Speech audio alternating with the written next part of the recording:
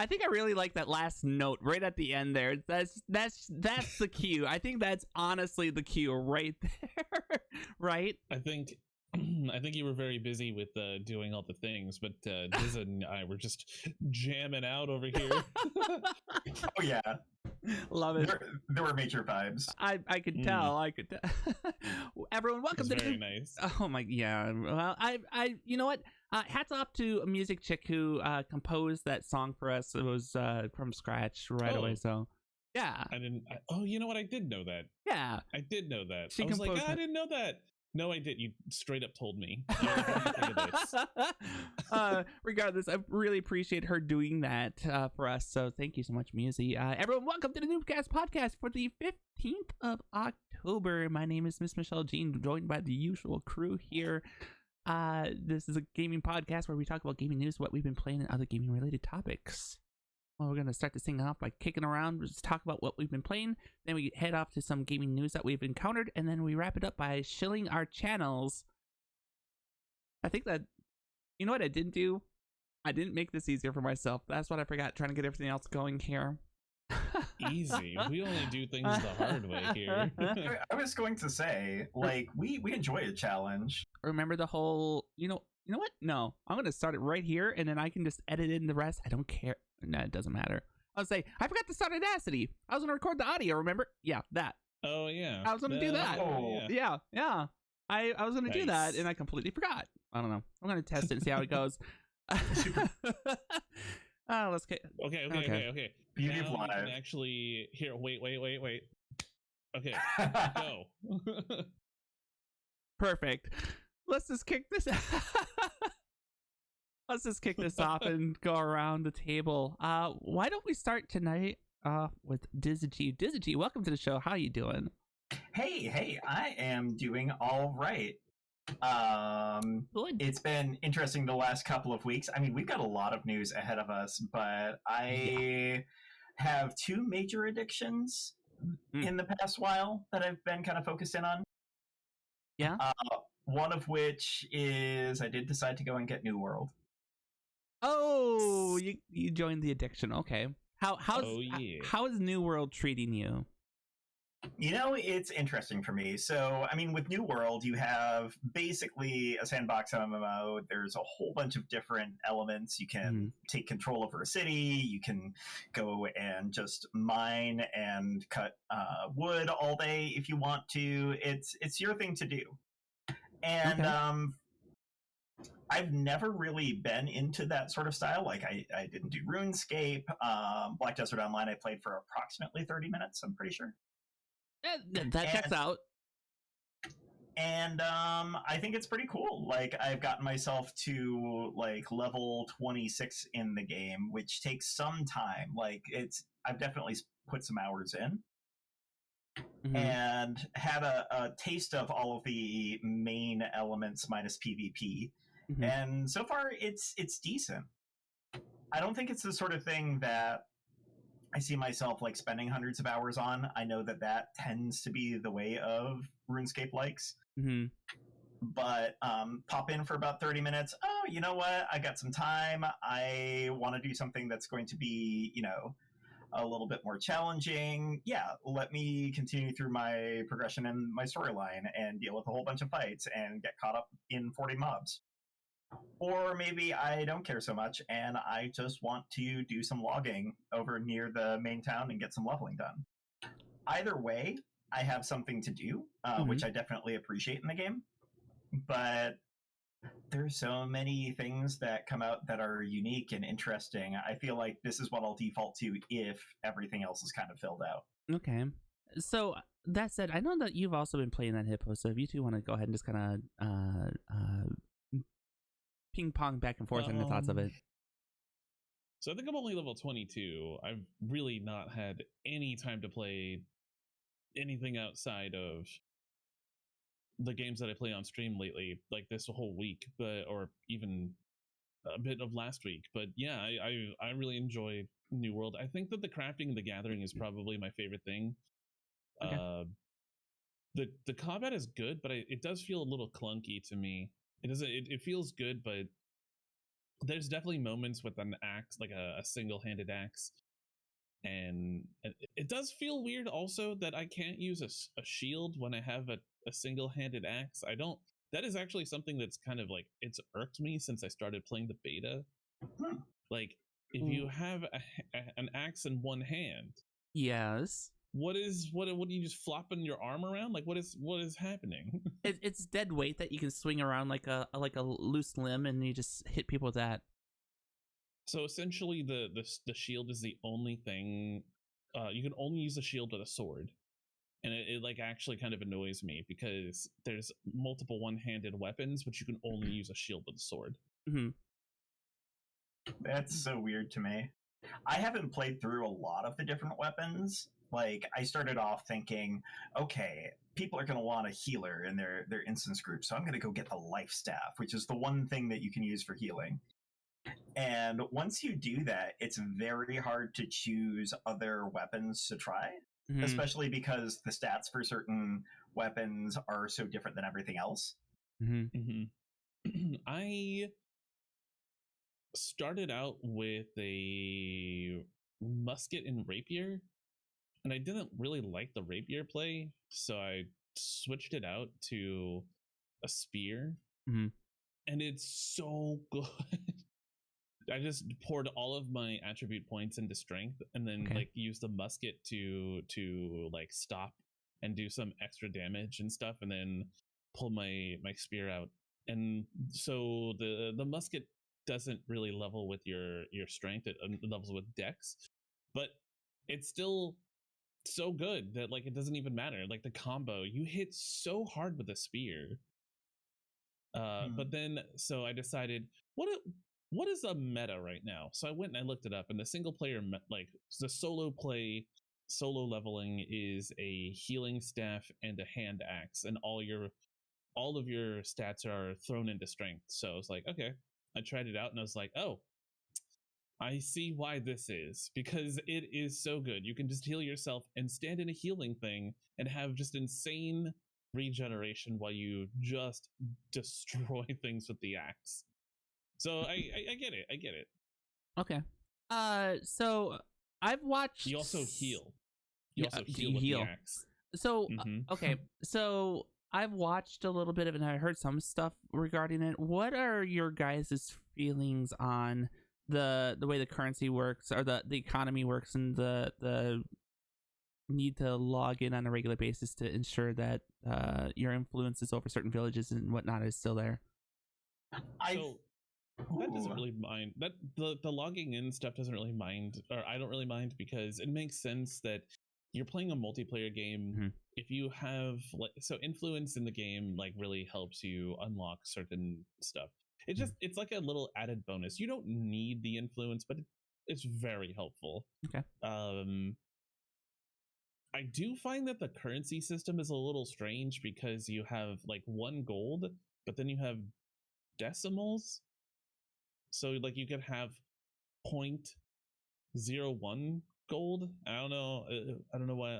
Is that a penny? It feels so lazy. Like, it just feels like, well, and I go between the convenience of having a fraction and be like, oh yeah, I understand that these numbers get inflated super, super quickly. Like, if I want to have amount in a lot of MMOs right now, I have to spend, literally millions of gil. Okay, let's put some fractions in. That'll make it a little bit easier to keep things together. But it feels so out of place in the environment. Like, are we people who are actually talking about fractions in the 17th century? Like, is that common conversation? I want 2/5 of a gold, please. I don't know. I don't. It doesn't. It's not like a thing that really bugs me, but it is something that I did find a little strange. That we're going with 0.5 gold, and instead of having like a couple of different currencies or something that would feel more realistic. I don't know. It's not like that big of a deal, but it is something that I've noticed, and I did find it a little strange. So instead of like, say, the standard copper or silver or gold, which makes a lot of sense. Okay. Yeah, so it's just gold there, and it's 0.6 something of gold or 1 gold or more. So it's a little strange, but Sure. Dizzah, you're going to say something too regarding the reputation and currencies too. What was your 2 cents on it?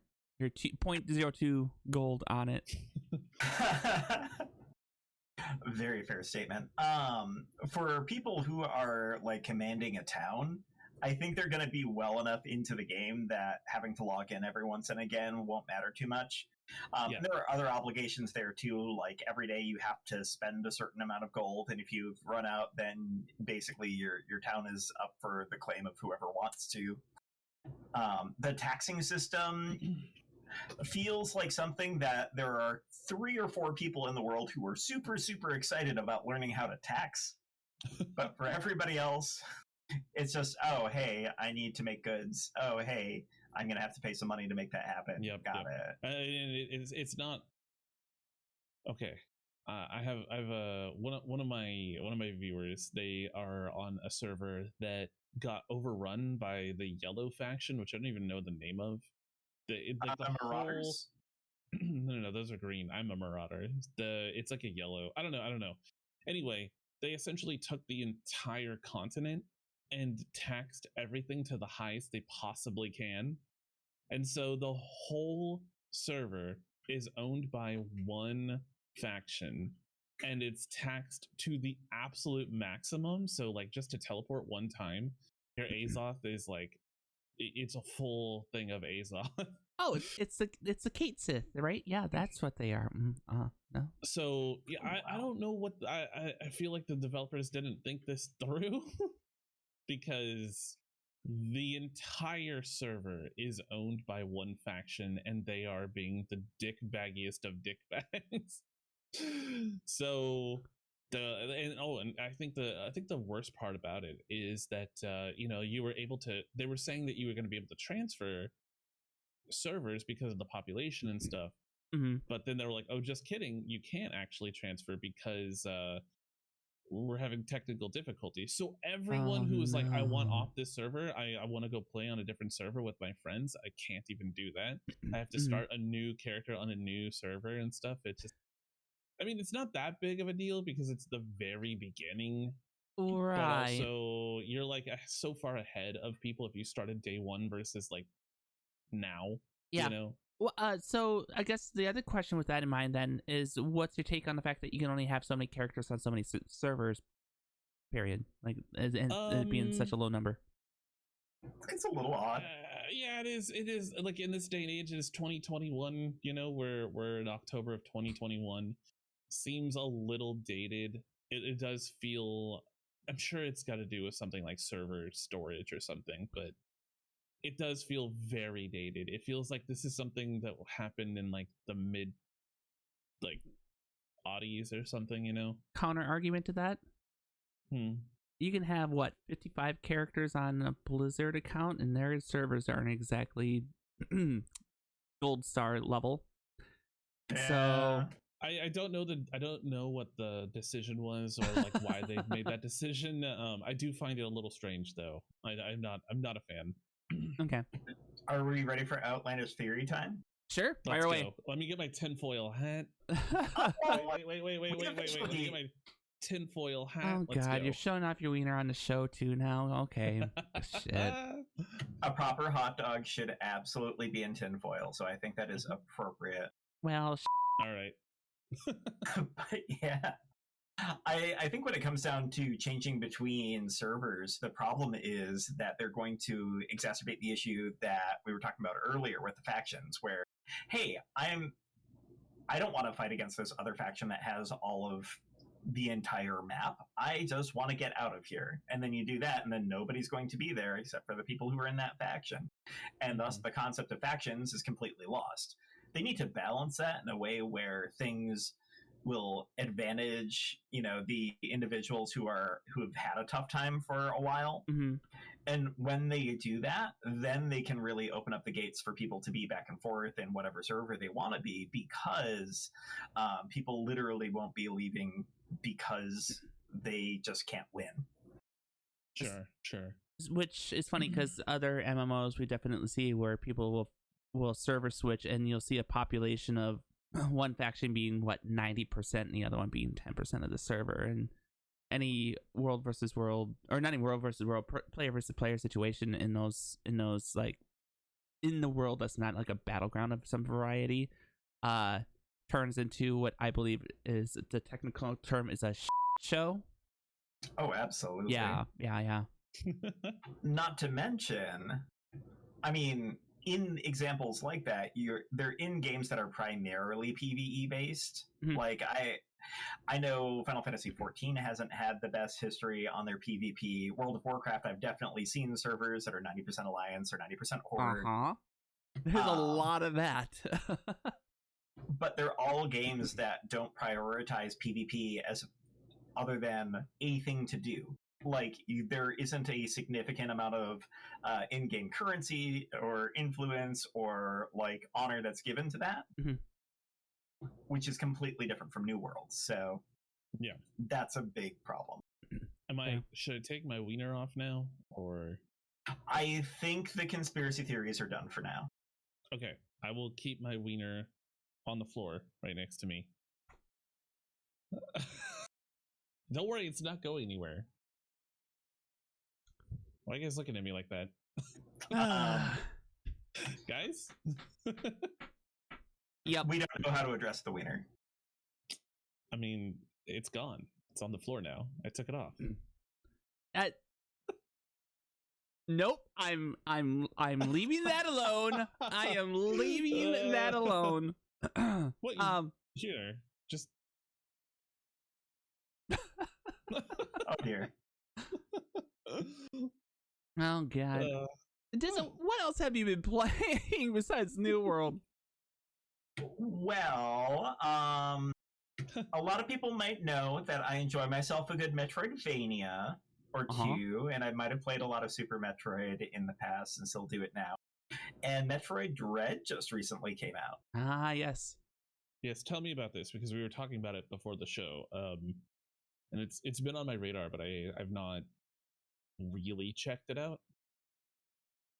So Metroid Dread is definitely a love letter to all of the earlier Metroid series. This is not your Prime series. I'm going to go into a 3D model and explore everything. It is 2D. It is very much, you're going to go and re-explore areas multiple times with all of the different ways that you can get into locations. And the storyline, there is a storyline. I won't spoil it. It's not that important. What is important to know is that they give you a variety of different areas to go into. It's got the music that you love from Super Metroid, where it's eerie and has moments of like just melodic beauty and mystery. And the big gimmick mechanic of this game is absolutely terrifying. Mm-hmm. The big bad of the games, or one of the big bads of the game, is called Emmy. Okay. Which sounds cute. But Emmy is actually a set of robots who would like to destroy you and will instantly do so with impunity the moment they see you. Is that all? Oh. Yeah. Why would they give it such a cute name then? Right. To fool me into playing it, basically. I'm not... I think this is a game that makes me admit I am actually not a fan of horror, and that maybe I'm actually just like soft playing, being scared in those moments, and then just saying that I don't want to play it because I don't think that horror is cool. I have so many thoughts on this, but continue, please. I have a feeling we're going to be talking about this at some point tonight anyhow, but yes, please continue, digress. The good news for me is that the whole stealth mode, trying to get away from these evil robots, happens periodically in the game. And while they're forced encounters, you can get through them pretty comfortably and get to kind of the standard Metroid exploring the world scenarios that you're used to. It's not the entire game, and it definitely respects that some people will be terrified. Uh-huh. I think overall, very, very well designed. I've heard one person so far give it a pretty negative critique, and I think that person has no idea what they're talking about and didn't play the same game, because the structure, the elements of it all give me what I loved about Super Metroid and respond to some of the most beautiful things that Super Metroid had when people were playing it years and years later. I feel like you are like me in that every game that I play is essentially jank in some way. It's always like there's some kind of jank, and that doesn't necessarily mean that it's a bad thing. You know what I mean? Like, it doesn't necessarily mean it's a bad game. And so every time you look at someone reviewing a game, you're like, did you play the same game? Like, yes, there's some weirdness to it, but like, overall, are you sure that you played the same game that we did? Exactly. It's I find myself finding these moments of joy where I'm like, even if something isn't quite right or isn't quite perfect, like the thoughtfulness that went into a specific moment. For example, in the speedrunning community, when you're trying to go as quickly as possible, you very often use health as a resource to get yourself somewhere as soon as possible. Mm-hmm. One of the items that you use in the game will allow you to drain your health after its energy has run out, as a mechanism to continue doing what you're doing, which I think is brilliant, and I definitely think is a nod out to that specific community. Like, even little moments like that where I'm just like, the people who designed this game have a lot of love for the community. Mm-hmm. I love seeing that, and that definitely reads true with Metroid Dread. Okay. That's pretty cool. It's for the Switch, right? It is for the Switch. And nowhere else, because that's Switch? Nintendo. Okay. Maybe I'll pick it up and play it in my. I haven't really had any reasons to pick up my Switch lately, so maybe I'll use this as that opportunity too. Yeah, I mean, there are a few reasons to, or maybe not, but I think that'll be part of the discussion later. I will say, the final DLC for Smash Bros. Is official. Yes. And as a Kingdom Hearts fan, my heart soared. And that was a bad pun. Thank you. I didn't even intend it. It just came out naturally. Channeling my inner unabridged. Shame. You can't hear the shame bell, but you are indeed getting shame bell for that. I know, you fully embrace Glorious. It. You I mean, I have to own what's happened. That's just the way of it. That's what happens. That's what happens when you make those puns. This is what happens. I feel sad. I did not mean to shrink the Heepohs.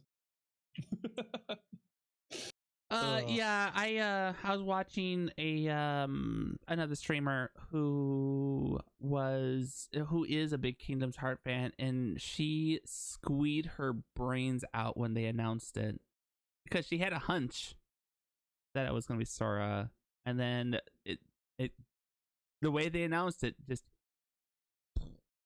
yeah. I'm shocked. I am absolutely shocked that they were able to come to some sort of agreement on Sora when you consider the parties that are involved in all of that.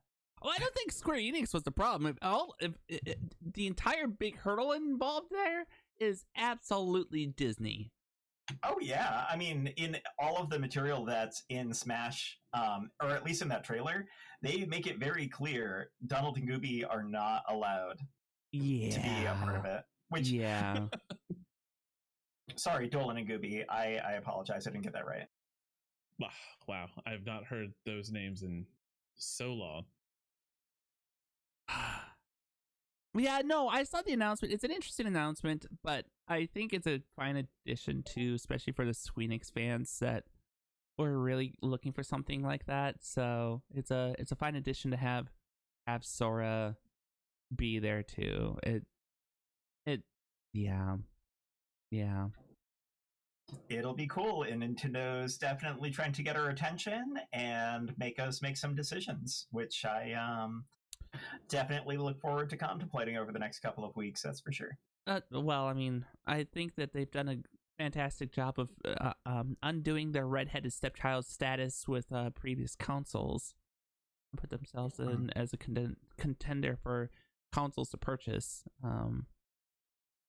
Because that's been an obstacle, and they just keep proving over and over again for the last 3 years the reasons the Switch is a solid choice for a console this generation.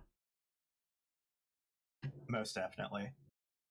But that's the most of what I've been playing. I've been doing a little bit of Storybook Brawl and the streaming stuff, but I've seen that. How are the interesting things? How is that game? Because I downloaded it.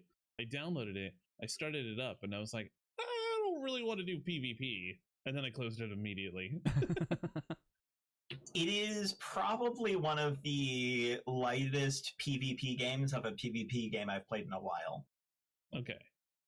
And wait, what is that one game? There's like a really popular battle royale on Twitch lately. It's Super Auto Pets. Have you played that?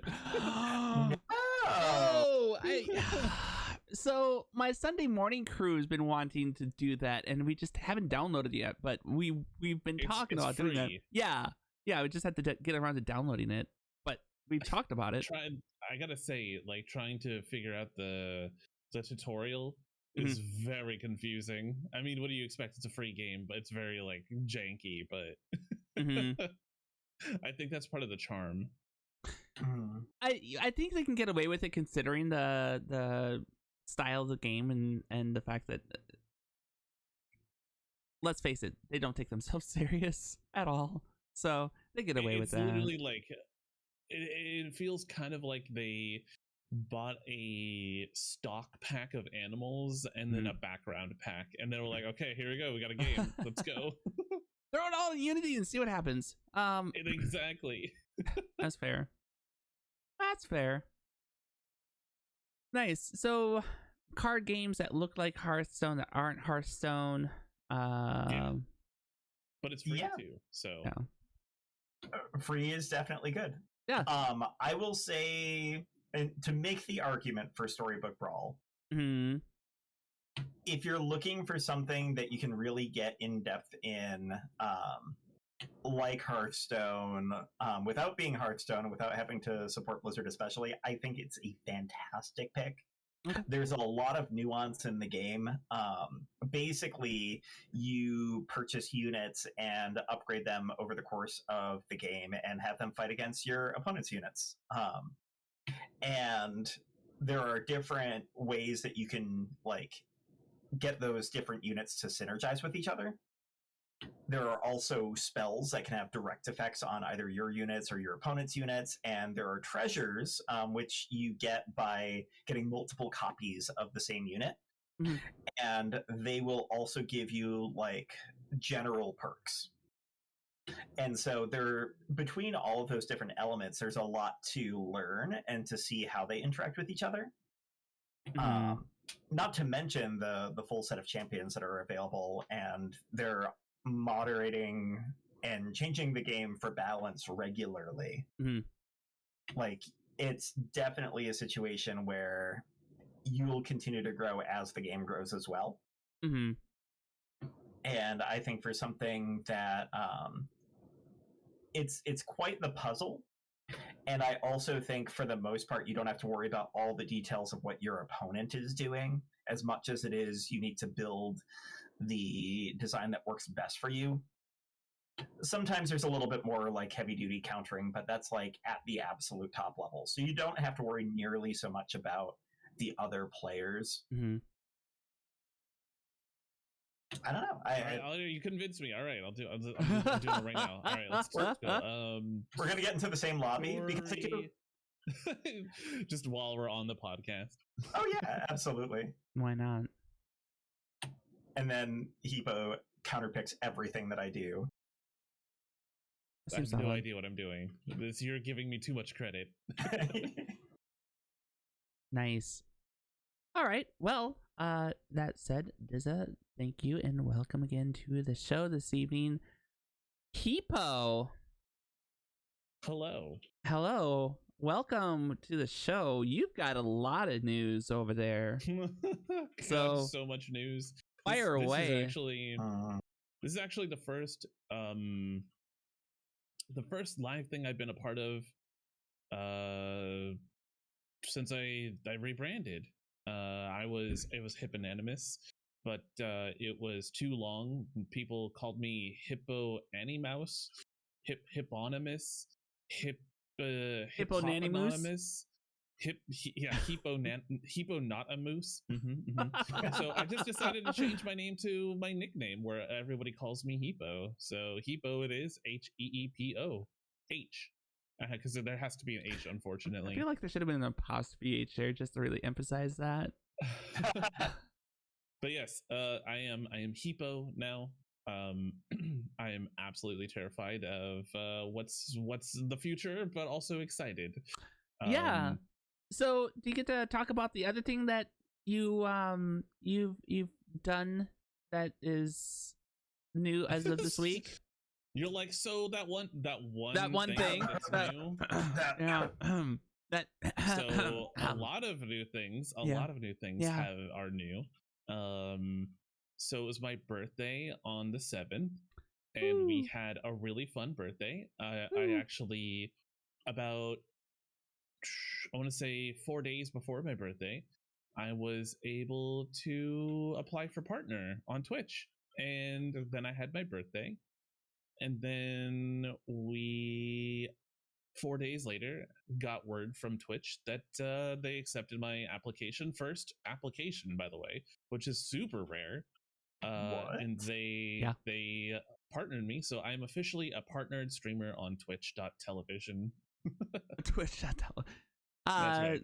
Yeah, I guess first big congratulations from a stream that is not your own, that you're part of. So thank you.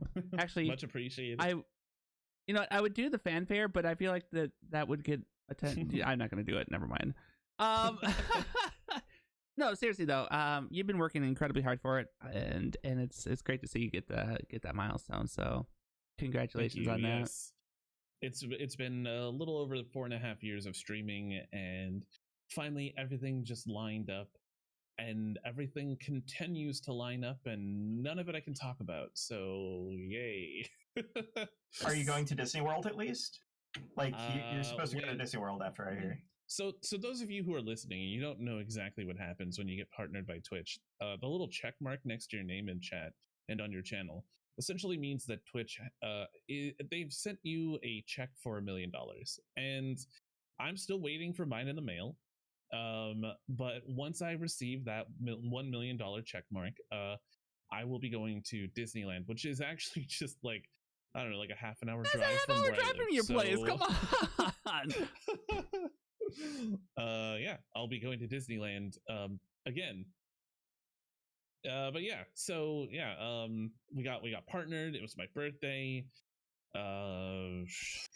What games have you been playing to get yourself there the last few weeks? I suppose that is a question. That's a valid question.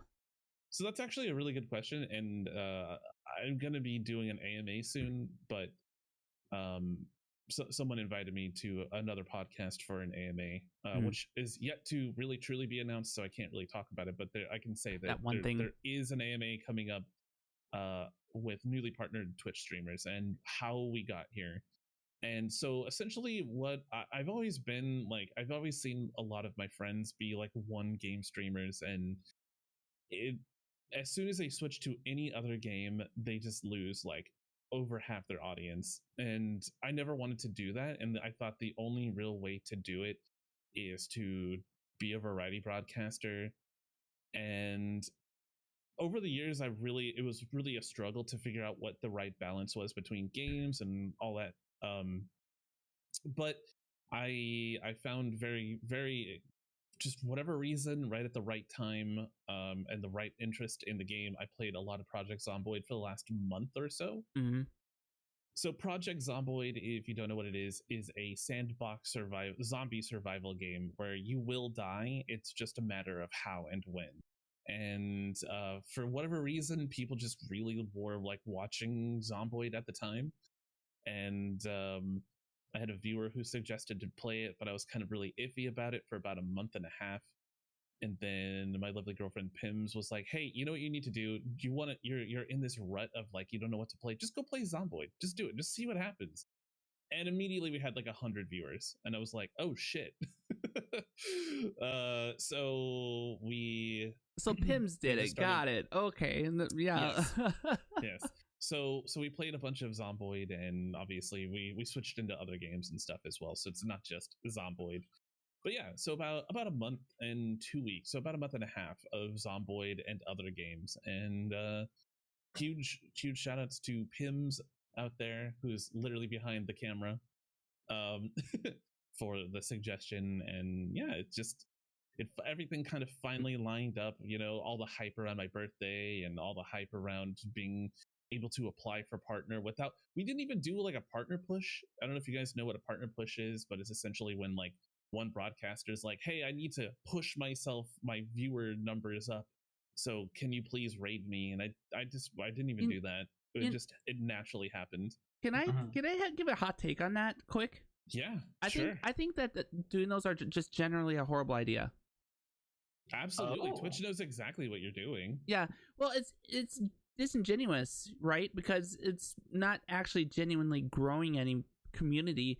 And that's one of the big things that you want to try to do here, right? Like, yeah, you want to broadcast this up, but guys, the community is kind of important to have here, because you want people to want to come back and see you, not just be like, "Here, go to this person. Here, go to this person." No, that doesn't work. That doesn't work at all. You have a reason to. Yeah. So you'll see a lot of people saying like, "Oh, if you just came over from the raid, delete the URL that says like blah blah blah raid referred to by raid," and it's like, Twitch literally has staff watching you. They know what you're doing. Like if you've applied for partner or you're close to it and you do partner pushes, they're probably going to deny you the first time just because you're doing that. It's essentially like inflating your numbers to the point where it's not even real. You know, if you're sitting at like 55 viewers and you're like, "I'm going to do a partner push and just get a bunch of my friends to raid me for like a month," that shows in your viewer graphs. Like, people know it, you can easily look this stuff up. It's all public knowledge, you know? So yeah, like I don't know. Don't do partner pushes. Just naturally let it happen. You know, like maybe tell your friends like, "Hey, you know, we're getting close. Like maybe if you're super not busy, like come and hang out for a little bit." You know, that's like the most I did. Yeah. It was like, "Hey, just come hang out. We're really close." And then it was like, "Hey, we're able to apply. This is the time to like, if you're here and you want to help out and you have time, just come and hang out for a little bit. You know, you don't even have to hang out the whole stream. Just come and hang out." Well, and that creates a little bit more genuine interest too, because at that point, is this a more personable? "Hey, I'm close. If you want to come by, you know," and it's no pressure. It really encourages the idea of doing it. Yeah, absolutely. So and then. Oh no, go ahead, Dizza. What Twitch wants to see at the end of the day are people who want to spend more time on Twitch. And the best way to do that isn't to push people over into a game that they absolutely have no interest in, to a person that they aren't going to connect with. What you want to do is you want to help build that connection, right? So in that regard, I mean, I think there are certain things that you can do as you're getting closer to partner that make a lot of sense and will support that. Yeah, play games that your audience enjoys. If you see that you have a higher view number or whatever, go hang out there. Like, go play those games a little bit more. Yeah, you don't have to play that game the whole stream. Just do it for like, you know, at least half your stream, something like that. You know? Yeah. But like people who have a whole bunch of sudden contests and things like that, that's going to drag a whole bunch of people in who are absolutely just there to go and get that free thing that you're offering and then run away. Yeah. It's shortcutting, and Twitch knows that it's shortcutting, and so just let it happen naturally. Just tell, like, you could. It's really about learning how to build hype. It's a skill. It's a skill that you eventually learn. And I've not perfected by any means, but it is definitely a skill in which you learn how to use. What is this hype you speak of, and where does one find it? I think you can get it on Amazon.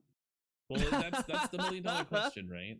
That's the $1 million question. It is. So how do you build hype? And that's, I mean, there's like certain things that will work, but the problem is that every community is different, and people are interested in different things, and so no one formula will ever work. You know. I have a question for you. What's up? I know a lot of people who have gotten into partnership and then kind of fallen off of the face of the world, and it's really sad to see, right? Yes. What is it that you're doing that will help kind of make sure that your community is developing further versus like partnership being like the end all be all? Hey, we hit it! Yay! This is our goal. So I can tell you, this is like this is something that I didn't actually really truly understand for until about a year ago. You'll see a lot of streamers put heavy emphasis on partner. Partner is this, partner is everything. This is the main goal. And then they get to partner and they're like, what the heck do I do? What do I am here now. It's the goal is achieved. Now what? And so then they're like, well, I'm not like striving for anything. So, okay. It's a milestone, dude. It's just a milestone. It's only a milestone. It's not end game. It is like the beginning. It's the beginning. So for me, you got to go get attunement now, right? You got to go and go run. You got to get ready for Kara. You do see it, though. Let's go. You exactly. But you do see it. You see it in a lot of people who do those partner pushes. They're like, partner is everything. I must get it. And then they get it, and they're like, well, what the hell do I do? And it's like, well. The whole point of getting partner is so that you could do the things that you were already doing, but easier. Transcoding, more emotes. I don't know, like that's pretty much it. But I mean, that's a huge one, though. It is big, and the problem is that people are very short-sighted. They don't see the long term. For me, I actually have many different milestones and goals that I'm working towards that I can't actually talk about right now. That thing and that thing and this thing, or that thing over there too, right? Very redacted. Why do I feel like that this other show that you're going to be on the 29th is going to be the go listen to that show and hear more about it. Yeah, I'll be retweeting it. I'll be talking about it on stream. I'll be talking about it in the Discord. You'll know what, like probably a couple of days at least in advance before I do this AMA. I haven't actually asked if I could go public about the time and date and where I'm doing it, because it was just kind of like I was just thrown into a group chat. Sure. But yeah, it's important to not lose sight that, you know, Twitch partners you not because you just hit a certain amount of viewers, but because you have the drive to make something more than just partner. You have the drive to build a community that's more than just, you know, there for you for that one game for until you get partnered, and then you're gonna just quit streaming. You know, there's so much more. There's so much more to streaming than just making partner. To circle this back around, we've been talking about I mean, don't get me wrong, Talking Shop like this in and of itself is kind of its own game because you can gamify it. But Heepoh, what have you been playing besides Project Zomboid? Yes, thank you. I could talk about this stuff for literally hours and hours and hours. That's kind of why I do the whole facilitating thing, I guess. I don't know. Yes, thank you. What have I been playing? God. So last night we checked out the DLC for House Flipper, the deluxe DLC for House Flipper. I got that last night. Yes. There's nothing quite like being on a yacht cleaning up after a young boy before his father gets home. He had a party. Anyway, they added some pretty cool mechanics, like there is like refinishing items. Okay. So like in the yacht one that I was talking about, the kid's dad had an anchor and he didn't break it, but it was just like covered in gross stuff. So you can like sand it down to the bare wood and then like refinish it, and it's pretty cool. Like it actually feels good, although they have like just like a little disc that you rub against the wood.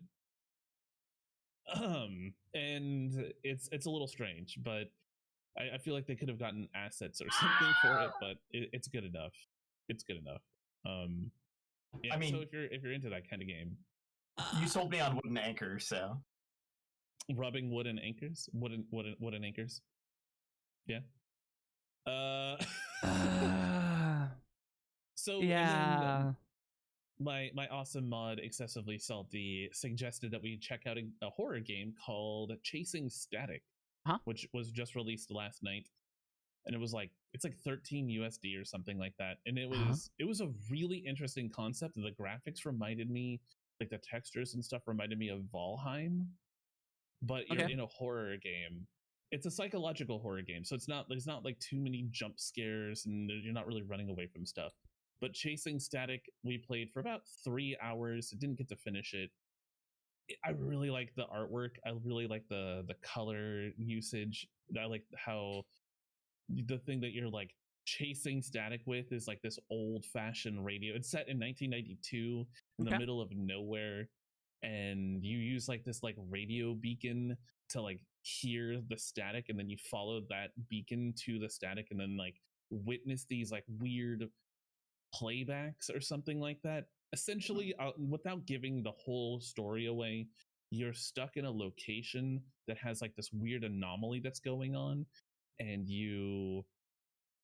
it's like a little, like just a location, like a region of the world in the US where once you transfer into it without even knowing, the things that you see in your dreams, specifically when you are stuck in sleep paralysis, the monsters that live there are real, and so you have to set up these beacons to stop them, and like that's like the basic concept, and it's so interesting, it's so unique, and it's got like no traction on Twitch, which is really sad because it is a fantastic, very interesting horror game in my opinion. So yeah, that was really cool. We checked. God, what else have we checked out? We checked out Junkyard Sim. Yep, I was gonna say Junkyard Sim. I know you were playing. Yeah, we were playing Junkyard Sim, which is freaking so ridiculous. I gotta say, I actually really like Junkyard Sim, but it's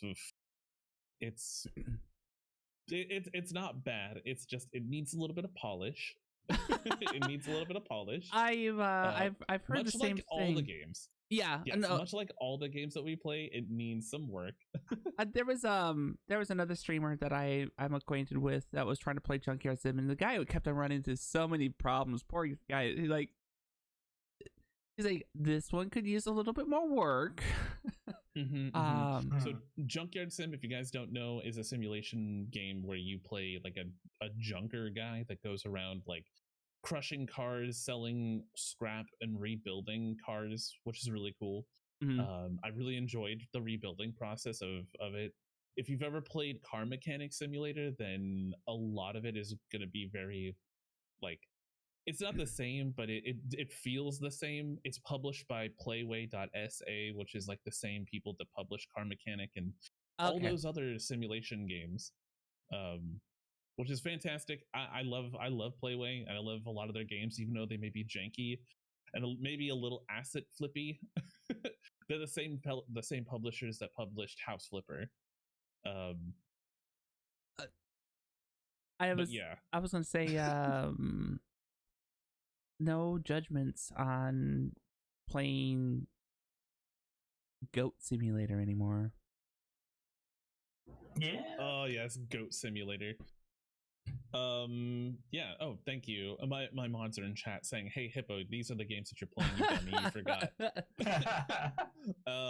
We also, the same day, we checked out Gladiator Guild Simulator, which is essentially a mobile game. It's almost a mobile game. I don't think it is, but it feels like a mobile game. And the developer gave us a code for it to check out, and I freaking love that game because you can upload a face or just like anything really to the face of your characters, and of course of course, excessively salty used a really terrible face that I made. He captured it, screen captured it, Of course he did. cut it out, upload it, or he gave it to me to upload. So of course I did. So you have me with my face going. Oh my and God. then we had a couple of Marker. we had a couple of viewers add their faces as well, and there's just like so you just go in and you have like a setup of like 1 to 5 gladiators versus another team of gladiators. They're all AI. Okay. And yeah, you just manage a gladiator guild. It's pretty cool. I actually really like it. It's a lot of fun. And then we played Settlement Survival, which it's okay. Settlement Survival, it's like a Banished kind of style of game. It's a little forgettable in my opinion. I don't mean to like badmouth it, but it needs so much work. It's very like it's like Timberborn. It's like Banished. It's like all the same things. It was fun, but I almost just wanted to play Banished instead, because Settlement Survival is early access, and then Banished is like been out for 10 years now and has tons of mods and stuff.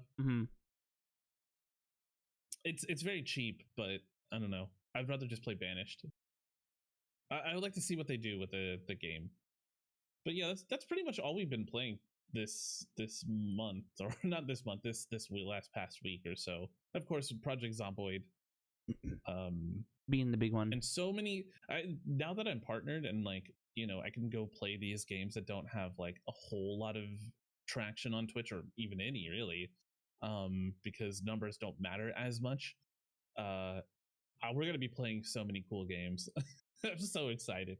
There's so many things that I can't talk about, but I'm so freaking excited. This is by far the best time in my career, and by far the busiest freaking time. This is the busiest day I've had, and this is my day off of streaming. This is the busiest day.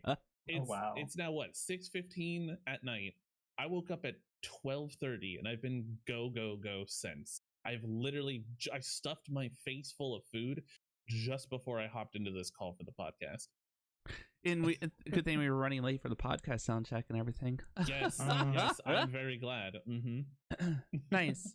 Well, again, congratulations and welcome to the show, Heepoh. Hey, thank you. Yes, yeah. I'm right there. Look, right there. Yep. I rebranded.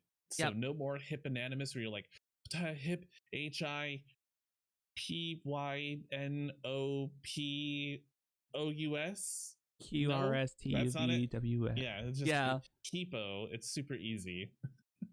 Nice. Is it okay if I still call you Hippopotamus? Yes. But only you. Only you. Nice. So, Michelle. Yes. Have you... I'm on your page. Let me scroll down. Have you been playing anything besides... hold on, I'm still clicking. I'm going to let you just go through what I've been playing. Have you been playing Bad Rats? You've been playing Bad Rats, haven't you? She has been playing Bad Rats. Christ. No! That is slander. Guys, that is absolute slander. No. Do not accept that. Nope. Wait. It's written. It's written. It's right here. We're obviously reading it. Fake news. So have you been playing anything besides Power Wash Simulator? Which we did play it. We also did play that. Well, because okay, I keep going back to that because apparently there's a group of my community that really enjoys cleaning up. What? No, we have to clean up because they've been very filthy.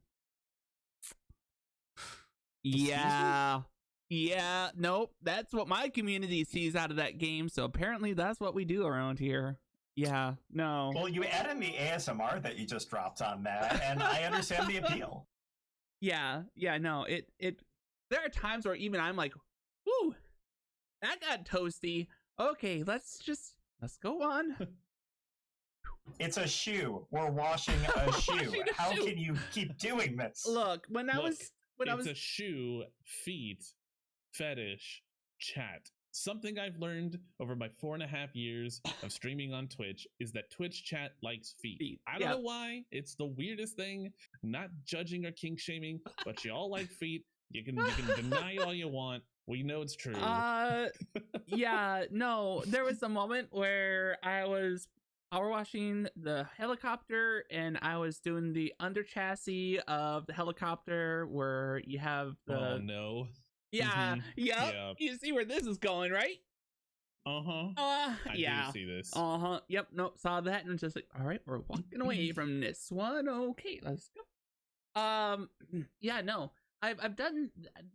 There's been that. We've done a little bit of Skylines, just kind of dinking around with Skylines. Our friend Imperial Jedi is a bad influence.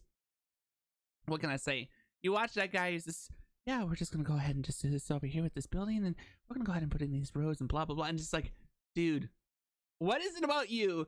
Jedi does such great ASMR in a way to getting you to. It's like, I can build a city. Then you build a city, and it's like, oh, I should go flush this now. Thank you. Also, my community thought it would be great for me to build a city on an archipelago. I mean, it sounds beautiful. Yeah, no, there's a highlight. There was a highlight where after a tidal wave, I go see my dam, and I had to see water pouring over the top of it. I'm like, that's not how a dam works. That's how your dam works. Yeah, so there's that. I've played a little bit of Lawnmower Simulator. Yes. I love that game. Yeah. I'm grateful that it has an FOV slider. Okay, this is something that I talk about all the time. Still, it is 2021. It is the big 2021, and we still in the gaming industry don't have a fucking FOV slider as standard. Yeah. In the graphic settings. Yeah. What the hell are developers doing? I don't know, but I'm grateful it's there for that one, because yeah, look, I was there, and I'm glad because not only I had my moment, but people that were watching the stream were like, I'm getting a little nauseous watching this. Like, hold on, let me turn up the. Yeah. Power Watch doesn't even have it. Yeah. No. Thankfully, the FOV on that was not too bad, but yeah, the slider isn't there. So if it wasn't, you'd just be screwed. The game probably wouldn't do near this. Junkyard Sim does not have an FOV slider, and there's like points in which you need to like sandblast and paint. Oh. And it's the same. It's actually worse than Power Wash Sim. When you're like turning your camera, like everything like farther behind you, like just moves so much more. And I can understand those poor people who have motion sickness. You're not going to be able to play that game. That's just it. Like, there's times where I get sick from the FOV and how tight the view is, and I don't get motion sickness, or very rarely do I. The only other time I've ever gotten motion sickness is like if I'm in like VR chat and I jump off a building and I'm falling. The falling effect will do that, but that's a vertigo, you know? Yeah, for sure. For sure. Yeah, no, it's very seldomly do I get motion sick, but that will do it for me. I've had discussions with people on Twitter about it dating back years. Just like, is this the thing that you were talking about in your podcast? Oh, it is. Okay, good. I understand why you harp on about FOV sliders now. And very much stand on that box of add. Actually, you know what? Add FOV sliders. Is it this one? No, this one. This one. Add FOV sliders, please. Dear God, add the FOV sliders. Thank you. I mean, why are they not there? Like, to your point, they should be the standard. In my opinion, it needs to be standard just the same as all accessibility. That's because that's what it is. Exactly. It's an accessibility issue, right? That's exactly what it is. Just like the ability to turn on captions. Yeah. Most Uh-huh. games, even if they don't even have like a very good graphic setting, they have subtitles, you know? Yeah. Most, not all, of course, but yeah, so see, I played those. GeoGuessr, we played a bit of GeoGuessr on stream. Always fun. Yeah. So I have a group of people that I want to kind of explore GeoGuessr with, and every single time it comes up and I'm like, oh, this is such a cool concept. You get put randomly somewhere in the world. Everyone's like, why? How do you explain it to someone who doesn't like understand what GeoGuessr is in advance? You get placed down. So it uses Google Maps, and you get placed into Street View, and the whole point of the game is from that Street View is to look around for clues to determine where in the world you are. What you're actually trying to do is you're trying to find Carmen Sandiego. That's the selling point, right? Is that you're trying to find Carmen Sandiego using the clues provided to you by what's surrounding you.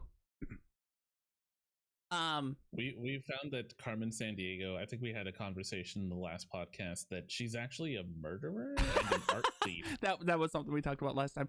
I think my favorite, so we're doing that, right? And there's a few times where I was like, I figured out how Sim is so good at it now. Like, it finally clicked on how Sim is so good at the game, because one of my guesses was in Edmonton. It was Edmonton, Alberta, and I actually got it to 0 yards distance. I was that precise on my click. Very nice. Yeah, I was pretty damn proud of myself for that one. There are games where I'm like, the furthest I'm away is 8 yards. So I've had some pretty spot on games recently playing that. Nice. Yeah. So, playing that and understanding the extra steps required to actually to play it well. Yeah, it's made it enjoyable. It's been some good challenges. There was a spot in San Diego that I was like, I think we've actually driven by the shopping center before. I've actually been there. Oh, that's super cool. Mm-hmm. So there was that, and then off stream of course I do RP with Tilly and the crew, and then I've had this itch to play Ace Combat again. Now that all the DLC is out and whatnot for it, and I've been enjoying that a bit. You know what? I think I actually won Ace Combat from your channel a while back. Like you were doing a giveaway. And I got into it and I was like, this is great. And then I never played it again for no reason. I wasn't like, oh, I hate this game. I forgot about it. Yeah, I've gone back. I was trying to unlock some more jets and just playing around with it. And it was finally playing it this time around where it finally occurred to me that all the games, with the exception of Assault Horizon, exist in the same fictional world. Like, all the stories are based on a singular lore, and that just completely blew my mind when I realized that. Ooh. Because I'm not downloading it right now. There's a mission where you have to defend this it's a railgun base, basically. It's called Stonehenge. Stonehenge. You have the fuck is a henge? Right, hedge, Stonehenge. you have to defend it from infiltrating forces from the opposing faction. And as I'm doing this, I'm like, wait a minute. I remember destroying this base in Ace Combat 4 on the PlayStation 2. So I look it up, and sure enough, yeah, you actually are the pilot that destroys the base 20 years prior in a different Ace Combat game. Wow. Yeah, so I had that realization. I'm like, oh, it's all same lore. I want to know more about this world now. That's cool. Yeah. So it's just a bummer, because while Namco was great about getting this stuff out, Namco Bandai, not as much. Ace Combat fans, with the exception of Assault Horizon, trying to get stuff for the core game series, had to wait longer from 6 to 7 than Devil May Cry fans waiting for the next installment, going from 3 to 4 or 4 to 5. One of the two. Ace Combat fans had to wait longer. They had to wait 12 years, and it's like, oof, that's rough. So those have been really what I've been playing. Besides some of the other regulars, it's Guild Wars has got its Halloween event going on right now, so had to show people how to do the jumping puzzle and stuff like that. I'm not doing it. It's not that hard. It's not that hard. I'm not re-downloading it. You can't make me. I refuse. I absolutely refuse. No, you know what? That is bullshit. Because you're talking about it just a few days ago in your stream. Because you were like, when was the last time we played that? I refuse. I refuse. You can't make me. End of Dragons. Look, I'll talk to you when the next expansion comes out. That's what we'll do. Thinking about it. When is it? I have to get a date for you. Okay. And if you're looking for an alternative, I'm just saying that Final Fantasy XIV's expansion is right around the corner. Yeah. Right around the corner. Yep. There we go. Oh, yeah. I don't even have an active sub. I don't know why I'm so excited. I didn't even buy it. I'm like, yeah, we're gonna play that. Oh no, I'm probably not gonna actually do that. I'm not even done with the last expansion. Nice. That said, though, I think that's all that I've been playing. So that's everything. And I think that's a good spot for us to just jump up and take a break quick. Sounds good. So for those of you that are here watching live, get up, move around, start to go to the bathroom, whatnot. If you're listening to the show recorded, there'll be a brief interruption, and then we'll be right back at things.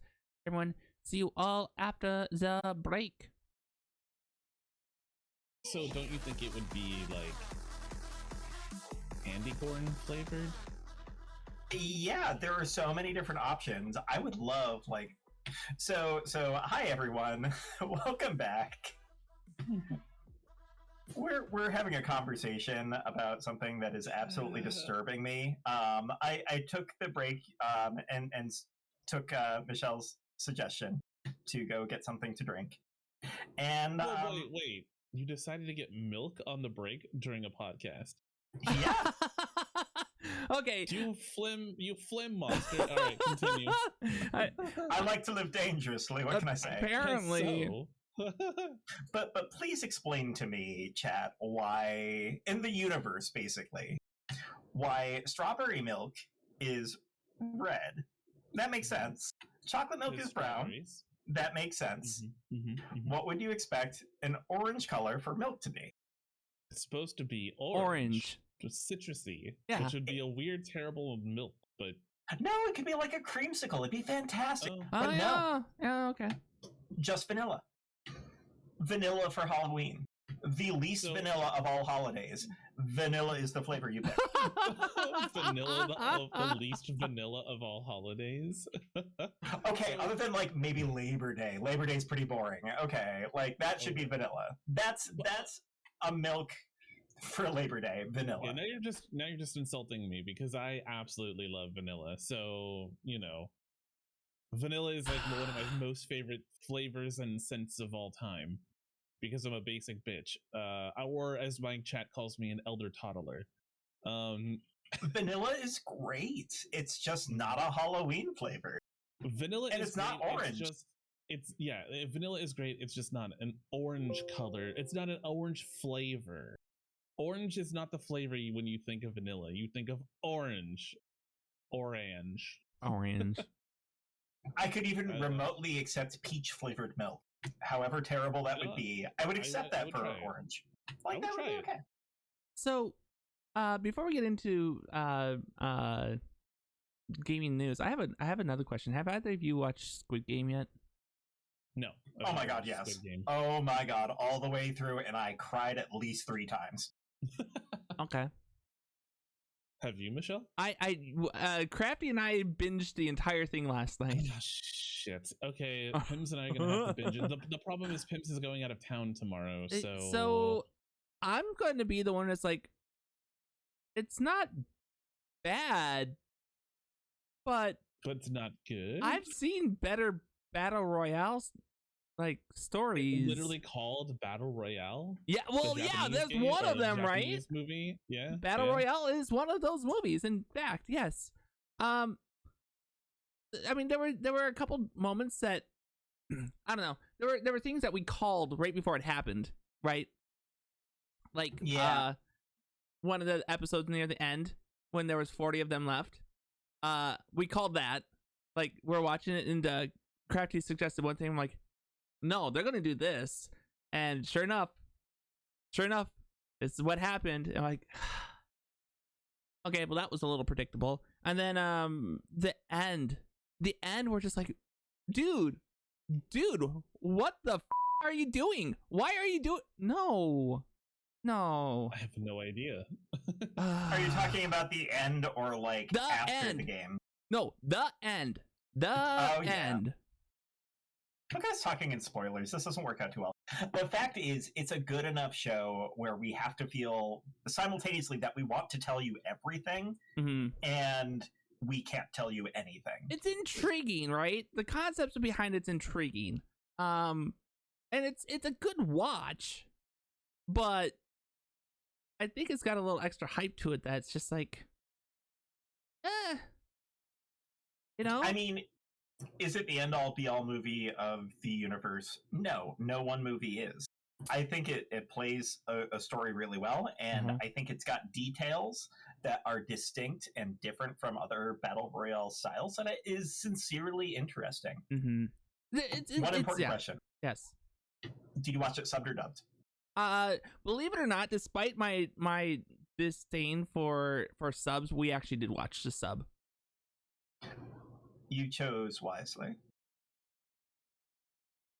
I've heard that. I'm gonna watch the dub just to spite you. Well, so the reason for watching the sub and let me because normally I would be all about the dub, right? I prefer dub. It's the way, because the way my brain works.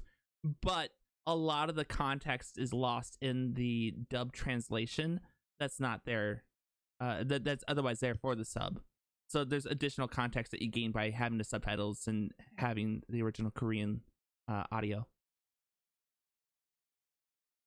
I think there's something to be said, and this transitions very well into gaming, which I believe it or not, that's what we actually normally talk about here. We occasionally talk about video games, yeah. When we're not talking about flavored milk.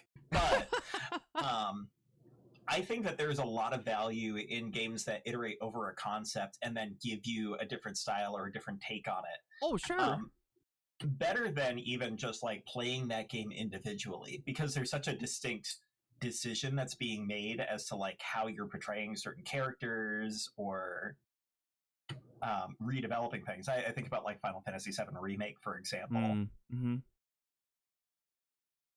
Where like they really lean in on kind of the anti-corporate situation that's going on in a very different way than I think Final Fantasy VII did. It was quick, it was heavy-handed, it was done, basically. I think that part of what happens with remakes is that there's an added layer of commentary that's added to something that's going on in the world at the time, whether it's game or shows. I mean, it's no secret one of the big things that I've also recently watched, and the commentary at the time was spot on, was BSG. And the commentary on that was, they touched on some touchy things, but games had that ability to do that too. And as remakes occur, if there's something that's more relevant at the time of the remake, it's worth covering it further. I think Final Fantasy VII, you're talking about the corporate corporate corruption that is Shinra. They could go much deeper into that with the remake, because it's much more relevant to current topic, and that relevancy just would drive the attention to the game even more. Right? Yeah. Maybe. Isn't that like there's like that to kind of touch on the same thing of like, we see a lot of horror games or like a lot of horror movies or witch movies specifically during like a specific time in our like society, like depending on like how things are going, you know, with regards with like leadership and stuff like that from governments. And you see like, oh god, there's like a whole study, I forget, it's been like 10 years since I even remembered this stuff, but like you see horrible monster movies coming out at like a certain time. You see alien invasion movies coming out at a certain time because it's like a reflection and a commentary on our society. Maybe not even necessarily conscious, but it is like a thing. I think you see that with all forms of media, really. Mm-hmm. I mean, look at the 60s and X-Men. Yeah. Oh yeah, absolutely. So I guess really do games had video games had the ability to do that too? Yeah, sure, absolutely. And I think you'll see the trends social in that. Commentary. Mm-hmm. I think that's why what the heck is that game series with the girl in photography class? I can never remember the name of it. No, it's like a super life. Was it Strange? Life is Strange? Yeah, yes, Life is Strange with like the superpowers and stuff, and it was like, what is happening? Yeah, and how many people? That was a popular series too. There was a lot of interesting commentary people with related to it. Yeah, regardless of like your background, it was a very relatable game. Mm-hmm. Yeah, and people are looking for connection. I think there's a lot of that type of thing, right? Like, you look at that. There was, and we talked about it on our show a few years ago when it happened. The not so hidden commentary with the Division 2 in Washington D.C. and all that. And that, yeah, that one got some heat at the time, and boy, did they, Yeah.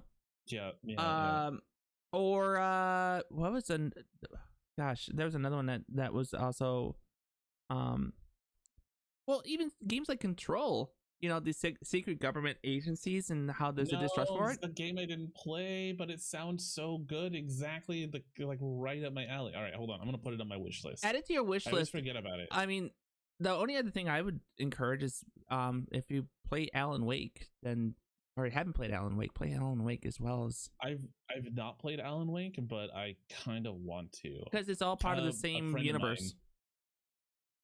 Control and Alan Wake. Yeah. What the? Okay. Yeah. It's all part of the same universe. I won't spell where the continuity comes together, but it's all part of the universe. All right. So should I play Alan Wake before Control? Or does it really not matter because it's just kind of set in the same universe? I think you can get away with playing Control first, then playing Alan Wake. If you play Alan Wake first, a little bit of the context, you'll pick up on some extra context in Control then. So. Okay.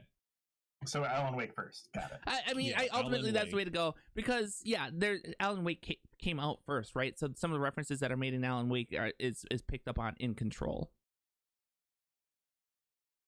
Oh God, 29 hours leisure. If I were to stream this, it would be like half a week or so. Yep.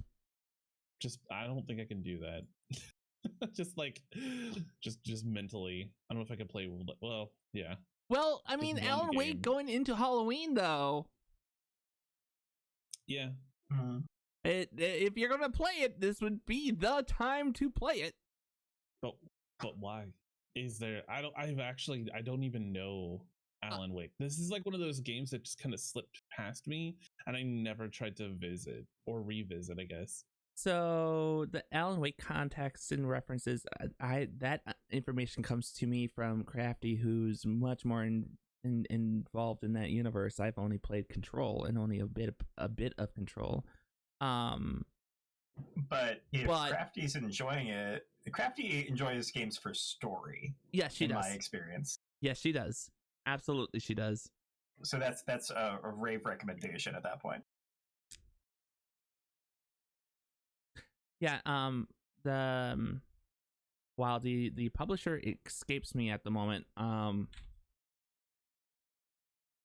It's published by Remedy Entertainment. Is it Remedy? Also developed. Yes. Yeah. Okay. So the fun fact is all the games that Remedy does, they're all set in the same universe. Oh, okay. Mm-hmm. There you go. I think Control, knowing very, very little about it, only that it is like set in like a super ultra dodecahedron security, in military, like that sounds like, very Illuminati, very like MK Ultra, like set in very much like my kind of setting. It I don't know. I mean, I played a little bit. I played a little bit here. I've got the remastered edition on Steam, which gives you all the DLC. But between that, there was a spot where I got a hiccup, and I was just like, and that's what kept me from playing it further. But I also played a little bit of it at TwitchCon back in 2019, and in that part of it, I also enjoyed. So I gotta really so a lot of these games don't stream very well. I really gotta just start like doing playthroughs on YouTube. You could. Oh, good call. I have summoned the Crafty. Hi. We were just talking about Control and Alan Wake. You can't hear it, but there's an evil cackle from the hallway of my office. Did you get it to work? Oh, okay. You just heard us talking about Control and Alan Wake. Priorities. And what? Oh, yeah. Okay. She came this way because she heard us talking about Alan Wake and Control. Basically, it was you gave it an endorsement, and I'm conveying your endorsement of Control, and yeah, she agrees. Yep. Yeah, she did a full 100% complete of the game, so if that says anything about how she enjoyed it. That's always a giant amount of dedication. Yep.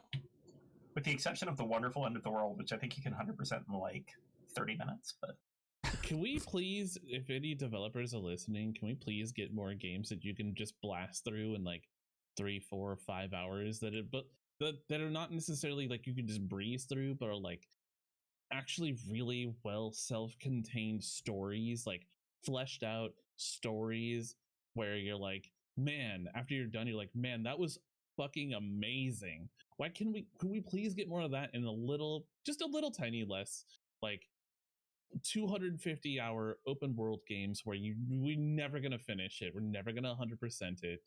Please let me find something that's like a 4 to 6 hours that is just such a brilliant, good piece of artwork. Mass Effect Light. Where is that? I think that there has to be an understanding for a market for that. And the thing is the market for that and where people could actually make it interesting and people would buy it is probably in streaming, because streamers can go, we're going to play this today and we should be done with it by the end of the stream. And yeah, it's a single shot, but there's something about it that you can make compelling to have replayability.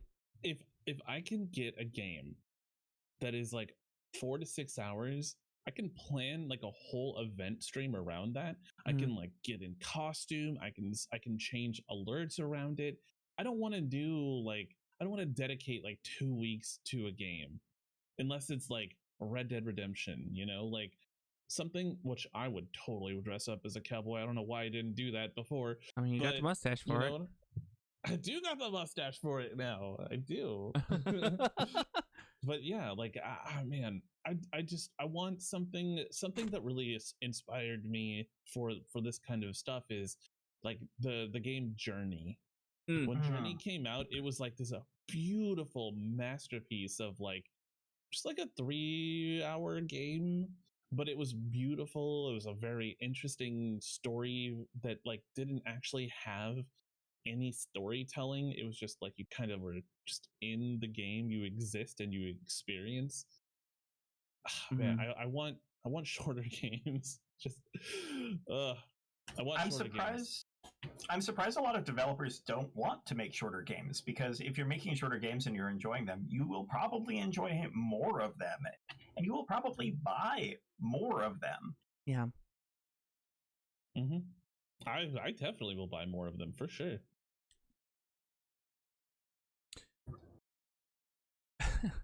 The math just makes sense.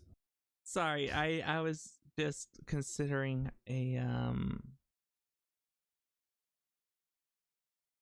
I was just considering remakes and short games that are remakes, as long as they're not on servers that have connection issues, and then maybe they'll do well too. Okay, so this is a great segue into Diablo 2 Remastered, right? Yep. Mm-hmm.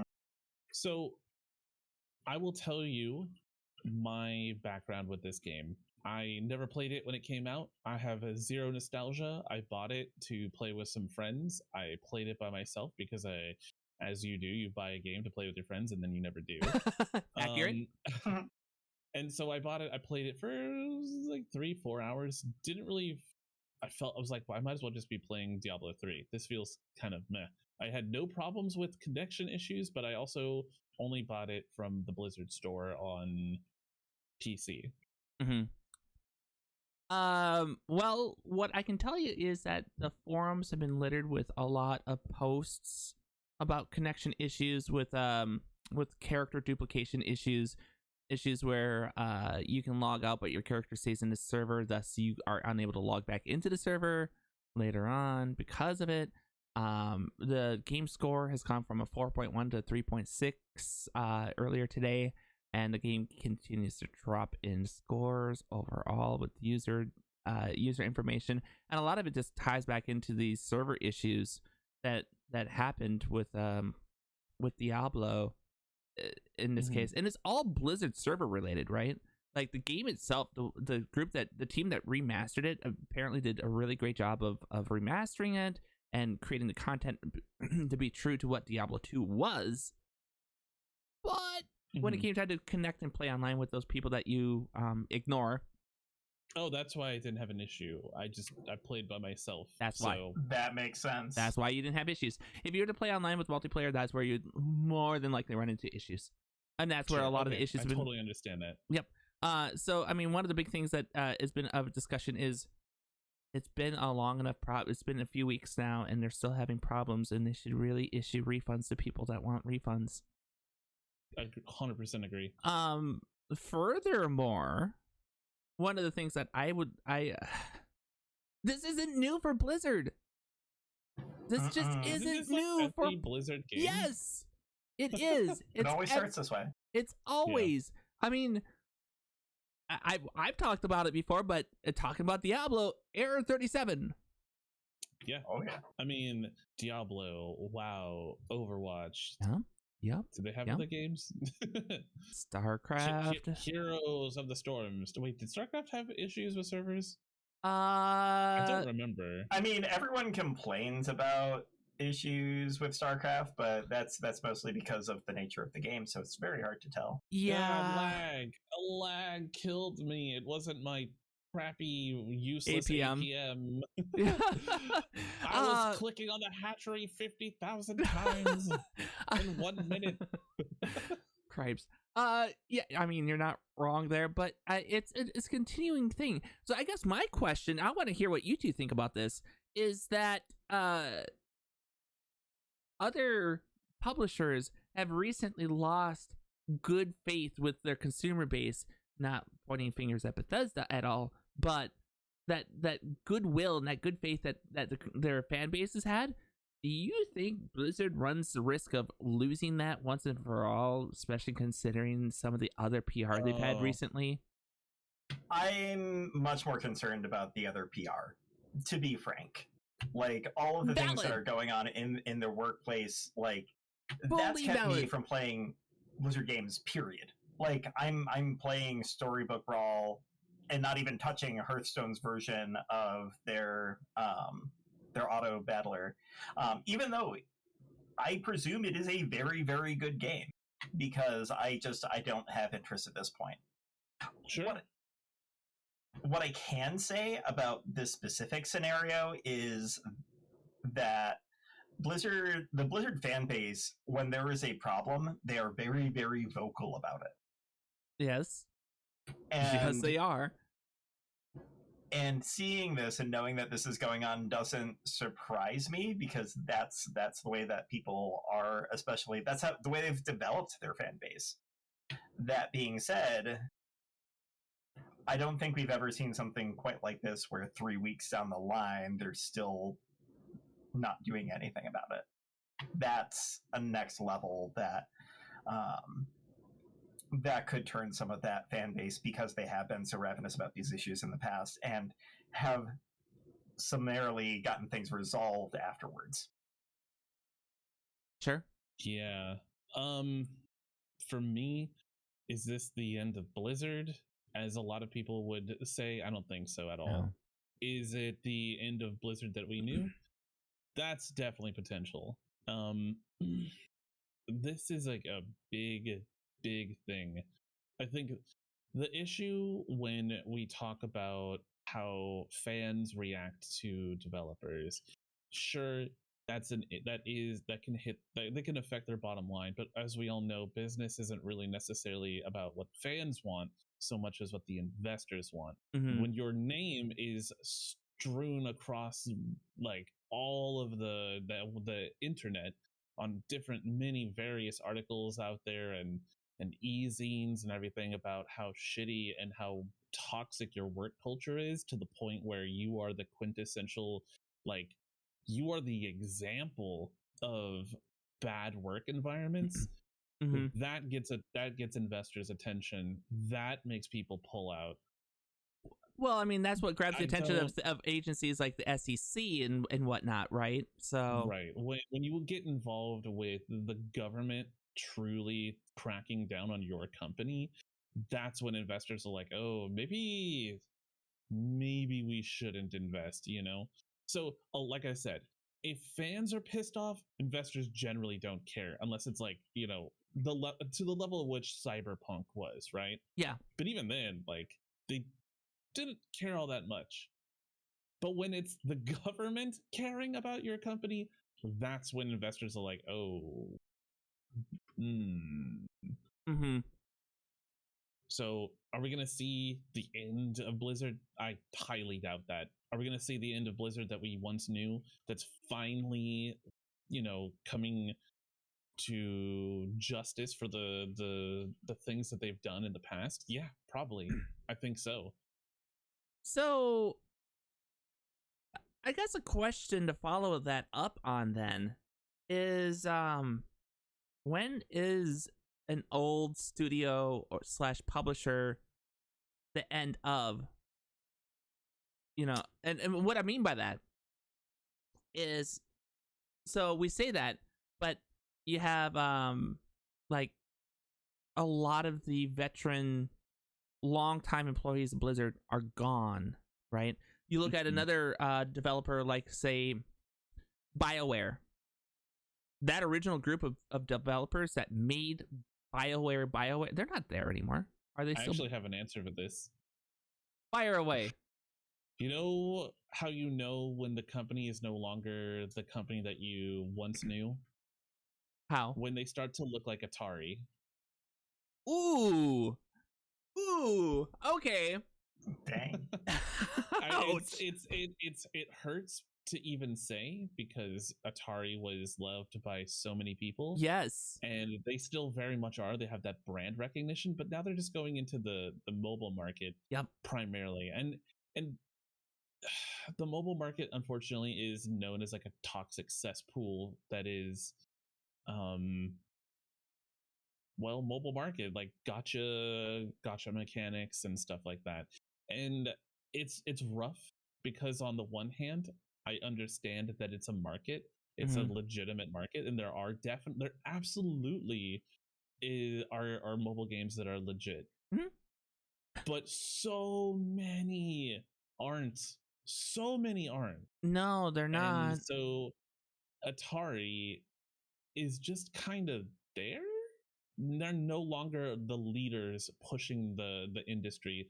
They're no longer the people who are innovating. They're just sort of falling and fading out of the limelight.